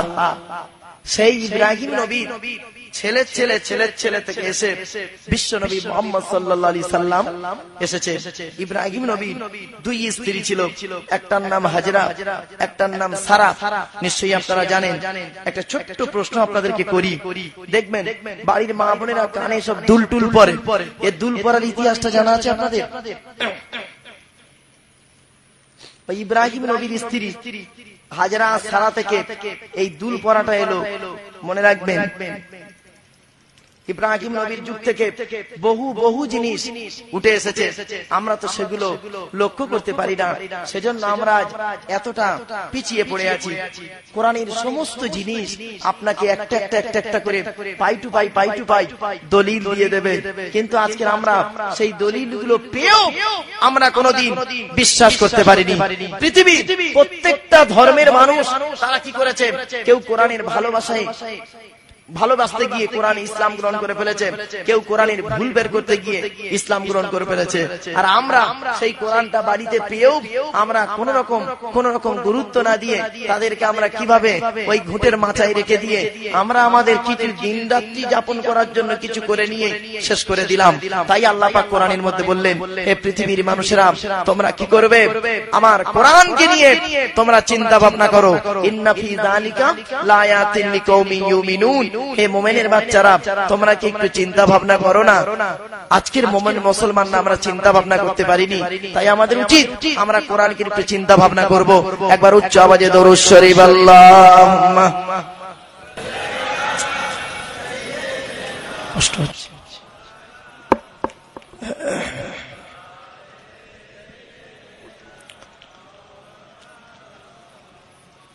এসো তোমরাই ইসলামে, এসো তোমরাই ইসলামে, হবে যে উজালা মক্কা মদিনা নবী কমলিওয়ালা। আল্লাহুম্মা সাল্লি আলা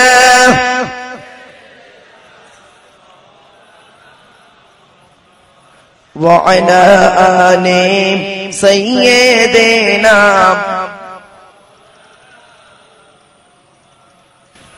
শুধু শ্রোতা মণ্ডলী, আলোচনা করতে করতে অসুস্থ শরীর নিয়ে আলোচনা, তো তবুও দু চারটে কথা আপনাদেরকে বলি হুজুর কেবলা আসা পর্যন্ত।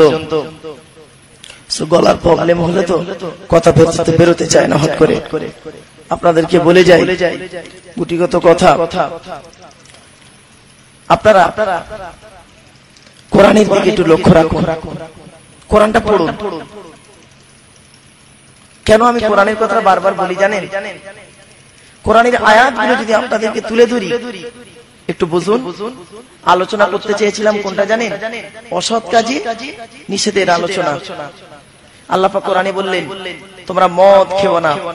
এই মদ হারাম কবে থেকে হলো একটু ভালো করে শুনে নিন ইতিহাসগুলো। নবীর যুগে কিন্তু প্রথম যুগে মদ খাওয়া যায়, মানে মদ খেত মানুষ, ঠিক না বেটি? সাহাবীদের মধ্যে অনেক এরকম রিওয়ায়াত এসেছে, অনেক সাহাবীও মদ খেয়েছে ইসলাম গ্রহণ করার পূর্বে। মদ হারাম কবে থেকে হলো? হযরতে আলী রাদিয়াল্লাহু তাআলা আনহু, ভালো করে শুনে নিন। হযরত আলী রাদিয়াল্লাহু তাআলা আনহু আরো ৩-৪ জন ব্যক্তি করেছেন কি, সাহাবী একজনের বাড়িতে গিয়েছেন, একজনের বাড়িতে গিয়ে, আর আরবের নিয়ম ছিল, আপনাদের এলাকায় দেখবেন যত হাই কোয়ালিটির মানুষ হবে তারা এলে থামস আপ দেন, গ্লুকন ডি দেন, তাই তো? এলেই তাকে একটা স্টাইল। এটা তো আরবের জমিনে ছিল যে যত হাই কোয়ালিটির লোক ছিল তাদেরকে কি করা হতো জানেন? দামি দামি মদ দিত। তো হযরত আলী রাদিয়াল্লাহু তাআলা আনহুর সাথে অনেক ৩-৪ জন গেছে, মোটর ওনারা ৫ জন ছিলেন। একজনের বাড়িতে গিয়েছে, যাওয়ার পরে ওনাদেরকে দামি দামি মদ খেতে দিয়েছে। একদম মদ খেয়ে চুপ। এমন সময় করেছে কি জানেন? মাগরিবের আজান হচ্ছে, আজান হচ্ছে, নামাজ পড়তে হবে, ওঠো ওঠো ওঠো, এই রাখ রাখ রাখ বলে এখন নামাজে দাঁড়িয়েছে। তা কে ইমাম হবে? ইমামটা কে হবে? তাই এ বলছে তুমি হও, বলছে তুমি হও, বলছে না এক কাজ করো, এই আলীকে দাঁড় করিয়ে দাও। আহারে, বলে আল্লাহর নবীর জামাই যেহেতু, দাও ওকে দাঁড় করিয়ে দাও। আলী রাদিয়াল্লাহু তাআলা নামাজে দাঁড়িয়েছে, কুল ইয়া আইয়ুহাল কাফিরুনের সূরা পড়ছিল, ভালো করে শুনে নিন। ওই কুল ইয়া আইয়ুহাল কাফিরুনের সূরাটা এমন জটিল না, একটু উল্টো পাল্টা পড়তে গেলেই গন্ডগোল হয়ে যাবে। কুল ইয়া আইয়ুহাল কাফিরুন লা আবুদু মা তা'বুদু, ঠিক আছে? ওয়ালা আনতুম আবিদুনা মা আবুদ, ওয়ালা আনা আবিদুম মা আবাদতুম, ওয়ালা আনতুম আবিদুনা মা আবুদ, লাকুম দীনুকুম ওয়ালিয়া দীন। খুব জটিল জিনিস। তো উনি নিয়ত বেঁধে আর সূরা ফাতিহা পড়ে কুল ইয়া আইয়ুহাল কাফিরুনের সূরা পড়ছে, কুল ইয়া আইয়ুহাল কাফিরুন লা আবুদু মা তা'বুদু, মা আবুদু লা আবুদু, লা আবুদু মা তা'বুদু, খালি এই রাম করছে খেয়ালে। তখন পিছনে সাহাবীরা বলে এই কি অবস্থা হলো? সালামটা ফিরিয়ে বলছে আমাদের নামাজ হয়নি। দেখুন ইসলামের প্রথম যুগে কি ছিল। এখন তো আমরা বড় বড় সব হাদিস মারি, ফতোয়া দিই, এই হয়নি, এই চল এই নামাজ মানে গন্ডগোল হয়ে গেছে। সঙ্গে সঙ্গে সাহাবীরা মিলে আল্লাহর নবীর কাছে গিয়েছিলেন। আল্লাহর নবী কি বললেন? তোমরা নামাজ পড়তে পড়তে এই করে ফেলেছো তো? তো বলছে হ্যাঁ ইয়া রাসূলুল্লাহ, কি হবে? আল্লাহ পাক আয়াত নাযিল করলেন, ভালো করে শুনে নিন। প্রথম আয়াত নাযিল হলো কোথায়? ৫ নম্বর পারা ৪ নম্বর পৃষ্ঠা ২ নম্বর লাইন, সূরার নাম সূরা নিসা। ইয়া আইয়ুহাল্লাযিনা আমানু, হে ঈমানদার বান্দাগণ, লা তাকরাবুস সালাত, তোমরা নামাজের ধারে বাড়ে যেও না, নামাজ পড়ো না। কখন? ওয়া আনতুম সুকারা, যখন তোমরা নেশা অবস্থায় থাকবে তখন তোমরা নামাজ পড়ো না। প্রথমে এই আয়াত মদ হারামের আয়াত হচ্ছে। দেখুন ওরা দেখলো যে নামাজের সময় তো মদ খাবো না, বাকি সময় খাবো। তা নামাজের সময় মদ চোদ খায় না, বাকি সময় খায়। একদিন আল্লাহর নবী দেখে নিন, একদিন আল্লাহর নবী আসছে, আস্তে আস্তে দেখতে পাচ্ছে একজন লোক মদ খেয়ে আর তার স্ত্রীকে এত মার মারছে বিনা অন্যায়। মদের খেয়ালে কল্পনা করা যাবে। রাসূল দেখে মনে মনে ভাবলেন, আল্লাহ এই মদটা যদি হারাম করে দিত আল্লাহ মনে হয় খুব ভালো হতো। আবার ওদিকে ওমর ফারুক রাদিয়াল্লাহু তাআলা আনহু তিনিও মনে মনে ভেবেছিলেন। তখন আল্লাহ পাক কোরআনের আয়াত নাযিল করলো, কি কোরআনের 7 নম্বর পারার 2 নম্বর পৃষ্ঠা প্রথম নাম্বার লাইন, সূরার নাম সূরা মাইদা। আল্লাহ পাক বলছেন, ইয়া আইয়ুহাল্লাযীনা আমানু, হে ঈমানদার বান্দাগণ, ইন্নামাল খামরু ওয়াল মাইসিরু ওয়াল আনসাবু ওয়াল আজলামু রিজসুম মিন আমালিশ শাইতান। হে ঈমানদার বান্দাগণ, নিশ্চয়ই হলো মদ, জুয়া, লটারি, ভাগ্য নির্ধারক সর, এগুলো হলো তোমাদের জন্য হারাম, এগুলো হলো শয়তানের কাজ। ইন্নামা ইউরিদুশ শাইতান আন ইউকিয়া বাইনাকুমুল আদাওয়াতা ওয়াল বাগদা ফিল খামরি ওয়াল মাইসিরি। শয়তান তোমাদেরকে এই মদ আর জুয়ার মাধ্যমে কি করে, ফিতনা ফাসাদে ফেলে দেয়। এই কোরআনের আয়াত হারাম হয়ে গেল, মদ হারাম। দ্বিতীয় আয়াত, এই কথা যখন হলো, মদ যখন হারাম হয়ে গেল, তখন মদিনার বাজারে অনেক লোকের মদের ব্যবসা ছিল না? অনেকের মদের ব্যবসা আছে। তারা তো এসে বলছে নবীকে, হে নবী, আমার তো মদের ব্যবসা, আমার এই মদ বিক্রি করে আমার সংসার চলে, আমার টাকা পয়সা মদ বিক্রি করে। আর আপনি আল্লাহ পাক বললেন মদ হারাম হয়ে গেছে, এ তো সমস্যায় পড়ে গেলাম।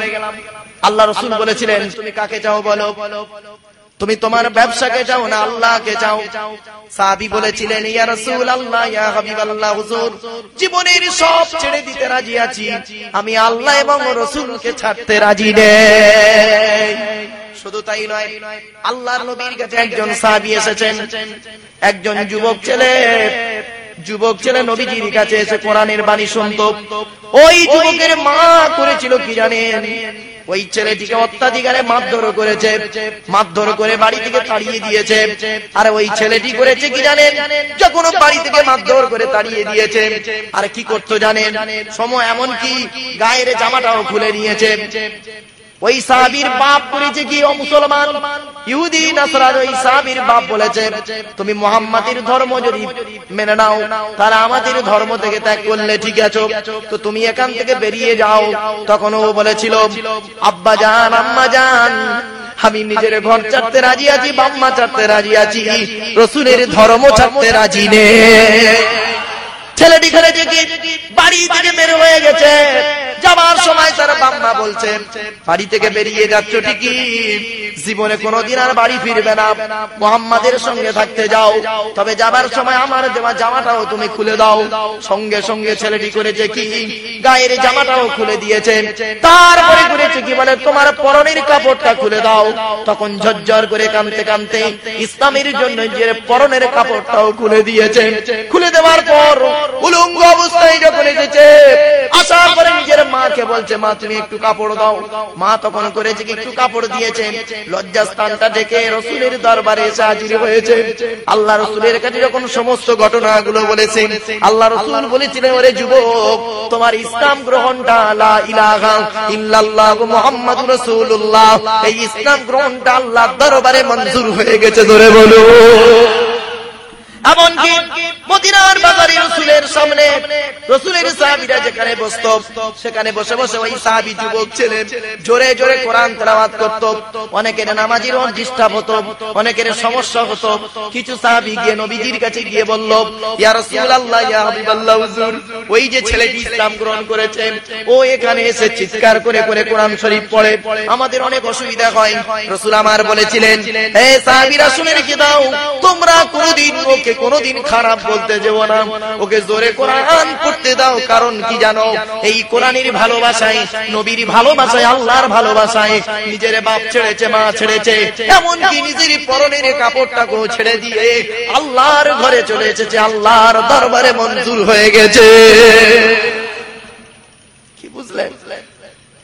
ইসলামের এই যে আদর্শগুলো, এগুলো কিন্তু আমরা মানতে পারি। তাই যখন সাহাবীরা করলো কি জানেন, সাহাবীরা এসে বলছেন, ইয়া রাসূলুল্লাহ, আমার মদের কারবার আছে, আমি মদের খুচরো ব্যবসায়ী, আমি মদের বড় ব্যবসায়ী, আমি কি করব বলুন? আল্লাহ রাসূল বলেছিলেন, কি করবে তুমি সিদ্ধান্ত নাও। এমন সময় আল্লাহ পাক আয়াত নাযিল করলেন। তাদের মধ্যে কিছু লোক এসে বলে, হুজুর আপনি মদকে হারাম করলেন কেন? মদের মধ্যেও তো অনেক ভিটামিন আছে, ঠিক না বেটি? এই ভিটামিন নেই? ফলের রসগুলো তো মদ, তোর মধ্যে তো অনেক শরীর সুস্থ হওয়ার জন্য কিছু আছে। তখন বলেছিল, ইয়া রাসূলুল্লাহ, ইয়া হাবিবাল্লাহ, হুজুর মদের মধ্যেও তো অনেক ভালো ভালো জিনিস আছে, মদ তো ফলের রস, আর ফলের রস খেলে তো শরীরের উপকার। আল্লাহ পাক কোরআনের মধ্যে বললেন কি, ইয়াসআলুনাকা আনিল খামরি ওয়াল মাইসির কুলু ফীহিমা ইসমুন কাবীর ওয়া মানাফিউ লিন-নাস ওয়া ইসমুহুমা আকবারু মিন নাফইহিমা। ভালো করে শুনে নিন, কোরআনের পারা নাম্বার 2, পৃষ্ঠা নাম্বার 13, লাইন নাম্বার 12, সূরার নাম সূরা বাকারাতে আল্লাহ পাক বলছেন, এই মদের তৃতীয় আয়াত। প্রথম আয়াতটা বুঝিয়ে দিয়েছি, মদ হারাম কখন হলো? নামাজের সময় মদ খাওয়া হারাম। তারপরে বলে দিল কি, তারপরে ওই সাহাবীর ঘটনা শুনে রাসূল আল্লাহর কাছে বললেন, আল্লাহ পাক মদ হারাম করলেন। তৃতীয় ঘটনা, তৃতীয় আয়াত শুনে নিন মদের। আল্লাহ পাক বললেন, নবী ওই কাফির বেঈমান মুশরিকরা এসে তোমাকে প্রশ্ন করছে, ইয়াসআলুনাকা আনিল খামরি ওয়াল মাইসির, মদ এবং জুয়া সম্পর্কে তোমার কাছে প্রশ্ন করছে। কুল ফীহিমা ইসমুন কাবীর, নবী তুমি বলে দাও এই দুটোর মধ্যে বড় গুনাহ অর্থাৎ গুনাহে কাবীরা। তখন এক সাহাবী বলেছিলেন, এক লোক এসে বলছে, ইয়া রাসূলুল্লাহ, ওয়া ইসমুহুমা আকবারু মিন নাফিহিমা, উপকারে ক্ষতির থেকে উপকারটাও তো বেশি। বলেছিল যে এত উপকার তো। আল্লাহ পাক বললেন, না, তোমরা ভাবছো মদে উপকার, উপকারে জানা তার থেকে ক্ষতি বেশি, ঠিক না বেটি? অতএব মদ তোমাদের জন্য হারাম। তাই রাসূল করিম সাল্লাল্লাহু আলাইহি সাল্লাম জীবনে কোনোদিন মদে ছোঁয়নি। আর এখন মুসলমানের বাচ্চা দেখবে, এরা মদ না খেলে এরা কোনোদিন ভোট দিতে পারবে না, ঠিক না বেটি? খবরদার নয়, সাবধান। এই মদ সম্পর্কে রাসূল করিম সাল্লাল্লাহু আলাইহি সাল্লামের হাদিস, রাসূল বলেছেন মদ পান করলে 40 দিন মুখটা তোমার নাপাক থাকে। খবরদার নয়, মদখোরকে কিয়ামতের দিন আল্লাহ পাক তার মুখের দিকে তাকাবেন না। হাদিস আপনারা হাত জোড় করে বলে যাচ্ছি, এটা থেকে সাবধান হয়ে যান। এই মদ পান, তাই রাসূল আমার বলেছিলেন, প্রথমে যে হাদিসটা বলেছিলাম, কিয়ামতের আলামত হলো মানুষ মদ পান করবে। এখন মদের কি হয়েছে, বিভিন্ন নাম, কোয়ালিটি, কোয়ান্টিটি বাড়িয়ে দিয়ে এখন মানুষ মদ পান করছে। শিক্ষিত লোক তারাও দেখবেন মদে লিপ্ত হয়ে আছে। আল্লাহ সুবহানাহু ওয়া তাআলা আমাদের এইটা থেকে যেন বাঁচায়, বলুন আল্লাহুম্মা আমিন। এরপরে আল্লাহ পাক কোরআনের মধ্যে বললেন, হে পৃথিবীর মানুষেরা, তোমরা আর কি করবে? তোমরা ওজনে কম দেওয়া থেকে একটু দূরে সরে থাকবে। এই ওজনের ব্যবসাটা, ওজনের কম দেওয়াটা, এই ব্যবসাটা নিয়ে আমি প্রথম আলোচনা একটু করতে গিয়ে সরে গিয়েছিলাম। শুনে নিন, নবী করিম সাল্লাল্লাহু আলাইহি সাল্লাম মদিনার বাজারে গিয়ে কি করেছিল, একটা গম দোকানে গিয়ে আর গমলার মানে সেই গমের ভিতরে হাত পুরে দিয়েছিল, দিয়ে ভিতর থেকে এক মুঠো গম এনে দেখছে, আর দোকানদারের মুখের দিকে তাকাচ্ছে আর গমের দিকে তাকাচ্ছে। কি এটা? তার মানে ভিতরে রয়েছে ভিজে গম, উপরে রয়েছে শুকনা গম। রাসূল বলেছিলেন, তোমার এই ব্যবসা হালাল হবে না, সাবধান। তাই বাপেরা যারা ব্যবসা করেন না, একটু লক্ষ্য রাখবেন এই দিকটা যেন না হয়ে যায়, তখন আপনার ব্যবসাটাই হারাম হয়ে যাবে। কারণ আল্লাহ পাক সুদ কারবার হারাম করেছে আর ব্যবসাকে হালাল করেছে। আহাল্লাল্লাহুল বাইয়া ওয়া হারামার রিবা। আল্লাহ পাক বললেন ব্যবসা হলো হালাল, সুদ কারবার হলো হারাম। তাই সুদ সম্পর্কে আপনাদের বলে যাচ্ছি, সুদ খাওয়াতে একটু দূরে সরে থাকুন। পাড়ায় পাড়ায় এলআইসি ঢুকেছে, হ্যাঁ বাবু, এলআইসি ঢুকেছে তো, এলআইসি সব করেছেন তো, ছেলের ভবিষ্যৎ, মেয়ের ভবিষ্যৎ করেছেন। আপনি মারা গেলে ছেলে কি করবে, 10 কোটি টাকা পাবে, 10 লক্ষ টাকা পাবে এলআইসি। আল্লাহ বলে তোর এলআইসি ঢুকিয়ে দেবো, দাঁড়া, তোর চোখটা বন্ধ হোক, চোখ বন্ধ হোক। আমি আল্লাহ হারাম করে দিয়েছি সুদ। আল্লাযীনা ইয়াকুলুনার রিবা, যারা সুদ কারবার করে, আল্লাযীনা ইয়াকুলুনার রিবা লা ইয়াকুমুনা ইল্লা কামা ইয়াকুমুল্লাযী ইয়াতাখাব্বাতুহুশ শাইতানু মিনাল মাস। আল্লাহ পাক কোরআনে বলছে, যারা সুদ খায় কিয়ামতের দিন তাদেরকে জাহান্নামীদের সারিতে দাঁড় করানো হবে। বাপেরা হাত জোড় করে বলে যাচ্ছি, সুদ কারবার থেকে বেঁচে থাকুন। হয়তো অনেকে ভাববেন যে আমার মেয়ের নামে যদি এলআইসি করে যাই, বেশ সময় কি টাকা মৌলী সাহেব তুমি দেবে? বেশ সময় যে টাকা চাইবেন, ও তো মানুষের বাচ্চা নয়, অমানুষের বাচ্চা। এখন তো ছেলের বাপের টাকা কম পড়ে যায়। ওই জন্য আমি বলি, আল্লাহ রে, যারা এরকম বিয়ের পন্টন বাই প্রেশার দিয়ে নেয়, আল্লাহ তাদের ক্যান্সার রোগ দেয় না, তাদের ক্যান্সার রোগ হয় না রে। বিয়ের পণ নিয়ে গরিবের মেয়েগুলো ভিক্ষা করে করে বিয়ে দিচ্ছে। আবার কি জানেন, আজ বিয়ে করতে গেলে মেয়েদের পণ ছাড়া বিয়ে হচ্ছে না। ছি ছি ছি, লজ্জা করা উচিত। এই কল্যাণ বাড়িতে আমি বলে যাচ্ছি, বাপেরা আপনারা এমন একটা পারবেন কি এরকম ইয়ে করতে, যে এই গ্রামে পণ নিয়ে বিয়ে করলে বিয়ে নেওয়া হবে না, সেই মানুষকে বয়কট করতে পারবেন? পারবেন না। মৌলী সাহেবরা তারা যদি একদম প্রতিজ্ঞা করে যে আমরা বিয়ে না, পণ না হলে বিয়ে পড়াবো না।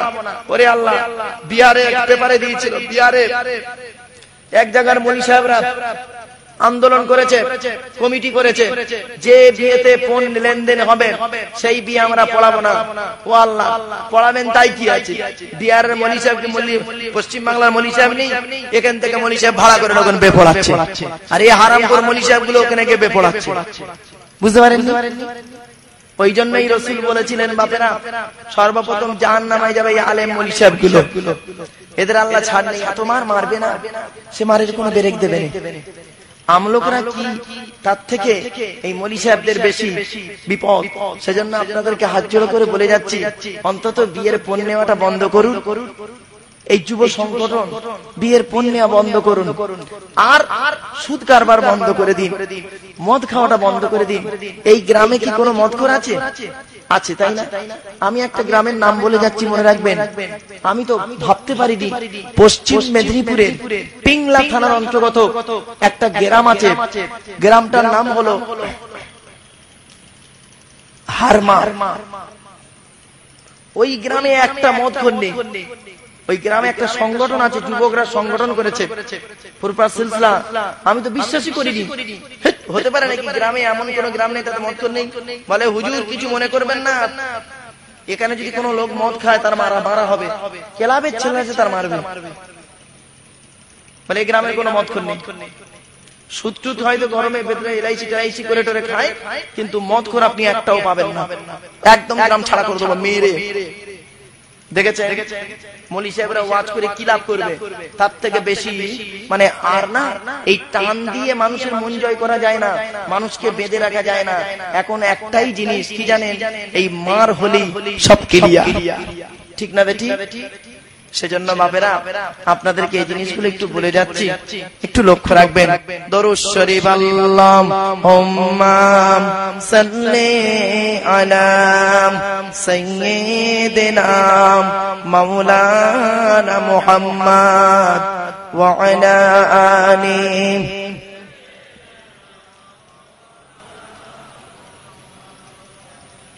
আমার বাবাজিরা, আলোচনা করতে করতে বেশ দীর্ঘক্ষণ আলোচনা এসে গেল। বুঝতে পারছি না শরীরটা কেন এত অসুস্থ লাগছে, বুকের সাইডটা যন্ত্রণা করছে, কি নিয়ে হলো কিছু বুঝতে পারছি না। আর যত টেনে বলতে যাচ্ছি না, ওয়াজের যে একটা মুড থাকে না, স্পিরিট থাকে না মনে, সেই স্পিরিটটা হারিয়ে ফেলে কত কষ্ট হচ্ছে। তো আপনাদেরকে যতক্ষণ হুজুর কেবল আসা পর্যন্ত আপনাদেরকে ওয়াজ তো কিছুক্ষণ দেখতে দেখতে প্রায় 2 ঘন্টার কাছাকাছি, আর 10-15 মিনিট হুজুর কেবল আসা পর্যন্ত একটু আলোচনা করি। আপনাকে উঠে যাবেন না, অসুস্থ শরীর নিয়ে কেন আজকে এরকম খারাপ লাগছে নিজেকে বুঝতে পারছেন না। ঢোক গিলে গলায় লাগছে, সাথে সাথে গলাটা ফুলে যাচ্ছে। তো আপনাদেরকে বলে যাচ্ছে, আপনারা সৎ হন। সৎ আর সততা দুটো কিন্তু এক নয়। সৎ আর সততা দুটো কিন্তু এক নয়। সৎ শুধু কেবল নিজে সৎ হওয়া যায়, আর সততা নিজে সৎ হওয়া যায়, অপরকে সৎ পথে ডাকা যায়। সেজন্য আপনারা একটু অন্তরটাকে পরিষ্কার করুন। রাসূল করিম সাল্লাল্লাহু আলাইহি সাল্লামের হাদিস, রাসূল আমার বললেন, আলা ইন্না ফিল জাসাদি মুদগাতান ইযা সালুহাত সালুহাল জাসাদু কুল্লুহু ওয়া ইযা ফাসাদাত ফাসাদাল জাসাদু কুল্লুহু আলা ওয়াহিয়াল কলব। রাসূল বললেন, জেনে রাখো মানব দেহের মধ্যে একটা মাংসপিণ্ড আছে, ওই মাংসপিণ্ড যখন ভালো থাকে সারা শরীরটা তখন ভালো থাকে। ওই মাংসপিণ্ড যখন খারাপ হয়ে যায় সারা শরীরটা তখন খারাপ হয়ে যায়। ওই মাংসপিণ্ডটার নাম কি জানো? আলা ওয়াহিয়াল কলব, সেটা হলো হৃদয়। সেজন্য আপনাদেরকে বলে যাচ্ছি, রাসূল করিম সাল্লাল্লাহু আলাইহি সাল্লাম বলেন, ইন্নাল্লাহা লা ইয়ানজুরু ইলা সুওয়ারিকুম ওয়ালা ইলা আমালিকুম ওয়ালাকিন ইয়ানজুরু ইলা কুলুবিকুম ওয়া নিয়াতিকুম। রাসূল বললেন, আল্লাহ পাক তোমাদের বাহ্যিক আকৃতি দেখে না, কে লম্বা, কে বেঁটে, কে কালো, কে ফর্সা, এটা আল্লাহ দেখে না। ওয়ালা ইলা আমালিকুম, আল্লাহ পাক তোমাদের আমলগুলো দেখে না, কে কত রাকাত নামাজ পড়েছো, কত সিজদা দিয়ে কপাল কালো করেছো, এটা আল্লাহ দেখে না। আল্লাহ পাক কি দেখে জানেন? ওয়ালাকিন ইয়ানজুরু ইলা কুলুবিকুম ওয়া নিয়াতিকুম। আল্লাহ রাসূল বলছেন, আল্লাহ পাক তোমাদের নিয়ত দেখে আর তোমাদের উদ্দেশ্যটা দেখে। ইয়ানজুরু ইলা কুলুবিকুম ওয়া নিয়াতিকুম, তোমার নিয়ত দেখে আর তোমার হৃদয় দেখে। সেজন্য বুখারী শরীফের প্রথম হাদিস হলো ইন্নামাল আমালু বিন্নিয়াত। রাসূল বললেন, শুনে রেখে দাও, প্রত্যেকটা কাজ তার নিয়তের উপর নির্ভর করে। এই হাদিসটার একটা মজার ঘটনা আছে। এই মজার ঘটনাটা কি জানেন? আল্লাহর নবী একদিন মেম্বারে দাঁড়িয়ে খুতবা দিচ্ছিলেন। তা এমন সময় একজন লোক এই হাদিসটি বলেন, এই কথাটি, হে নবী, একজন মানুষ মক্কা থেকে মদিনায় যেতে চাইছে, তো তার নাম হলো কায়েস। কি বললাম বাপ? তার নাম কায়েস। সে মক্কা থেকে একটা মেয়ে ছেলে মক্কা থেকে মদিনায় যেতে চাইছে, আর ওই মেয়েকে একটা ছেলে ভালোবাসে। সেই ছেলেটি বলেছে, দেখো আমি তোমাকে ভালোবাসি, তুমি যদি মক্কা থেকে মদিনায় হিজরত করো তাহলে আমিও তোমার সাথে সাথে তোমার ভালোবাসায় আমি মক্কা থেকে মদিনায় হিজরত করব। এখন নবীর দরবারে এই হাদিস, এই কথাটি বলা হলো, হে নবী, একজন মহিলা সে মক্কা থেকে মদিনায় হিজরত করতে চাইছে, আর একজন পুরুষ ওই মহিলাকে ভালোবাসে। তো সেই মহিলা, পুরুষটি চাইছে, যেহেতু ভালোবাসে ওকে, ওর বিয়ে করার লোভে, ভালোবাসার লোভে ও হিজরত করতে চাইছে। রাসূল তখন বলেছিলেন, শুনে নিন, এই হাদিসটি বলেছিলেন, কোন ব্যক্তি যদি মানে প্রত্যেক মানুষের কাজটা হলো ইন্নামাল আমালু বিন্নিয়াত, প্রত্যেকটা কাজ তার নিয়তের উপরে নির্ভর করবে। ওই ব্যক্তি যদি ওই মহিলাকে ভালোবাসার জন্য হিজরত করে তাহলে সে তার ভালোবাসার জন্যই হিজরতটা হবে, আর যদি সে আল্লাহ এবং রাসূলকে মানে ভালোবাসার জন্য হিজরত করে তাহলে তার উদ্দেশ্যটা হবে আল্লাহ এবং রাসূলের ভালোবাসা। ধরে বলুন সুবহানাল্লাহ। এই হাদিসটি তখনই রাসূল করিম সাল্লাল্লাহু আলাইহি ওয়াসাল্লাম আলোচনা করলেন। আর দেখবেন বুখারী শরীফের মধ্যে এই হাদিসটি প্রথমে দেওয়া হয়েছে। তার কারণ কি জানেন? এই ইন্নামাল আমালু বিন্নিয়াত, এই নিয়তটা হলো খুব মারাত্মক জিনিস। এতগুলো মানুষ আপনারা বসে আছেন, জানি না আপনাদের কার কে কি নিয়ত করে বসেছেন এখানে। কেউ বসেছেন মৌলভী সাহেবের গলার ইলহাম শুনবো, কেউ বসেছেন মৌলভী সাহেবের আলোচনা শুনবো, কেউ বসেছেন দুটো গজল শুনবো, কেরাত শুনবো, কেউ বসেছেন ভঙ্গিমা শুনবো, কেউ বসেছেন আল্লাহ এবং রাসূলকে পাবো। ঠিক না বেঠিক? প্রত্যেকের নিয়ত কিন্তু এক নয়। মনে রাখবেন, আপনাদের নিয়তটা আপনাদের হৃদয়ের সঙ্গে রইল, আল্লাহর সঙ্গে আল্লাহই বুঝতে পারবেন। তাই আল্লাহ পাক বলছেন, পৃথিবীর মানুষেরা, ইন্নাহু আলিমুম বিযাতিস সুদূর, নিশ্চয়ই আমি আল্লাহ তোদের অন্তরের খবর জানি। জোরে বলুন সুবহানাল্লাহ। তো বাপেরা, একজন আল্লাহওয়ালা লোকের কাছে দুজন ছাত্র আছে, একজন মাওলানা আছে আর একজন আম লোক আছে। তার দুজনেই মুরিদ হুজুরের। একদিন দুজনে মিলে বলছে, হুজুর আমরা দেশে চলে যাব, আমাদেরকে পীরত্ব দিন, পীরের খেলাপতি দিন। তা তখন পীর সাহেব বলেছিলেন, বাবা তোমাদের পীরের খেলাপতি দেবো, কাল সকালবেলা দেবো, যাও। তো সকাল হয়েছে, ফজরের নামাজ পড়েছে, পীর সাহেব সালাম ফিরিয়ে দুজনকে ডেকেছে, একজন মাওলানাকে ডেকেছে, একজন আমলোককে ডেকে বলছে, এসো তোমাদেরকে আমি দুটো মুরগি দিচ্ছি আর দুটো ছুরি দিচ্ছি, দুজনকে দুটো ছুরি আর মুরগি দিলাম, তোমরা গিয়ে হুজুর কেবলা এসে গেছেন, নারায়ে তাকবীর, নারায়ে তাকবীর, পীর সাহেব হুজুর কেবলা, নারায়ে তাকবীর, আওলাদে মুজাদ্দিদে জামান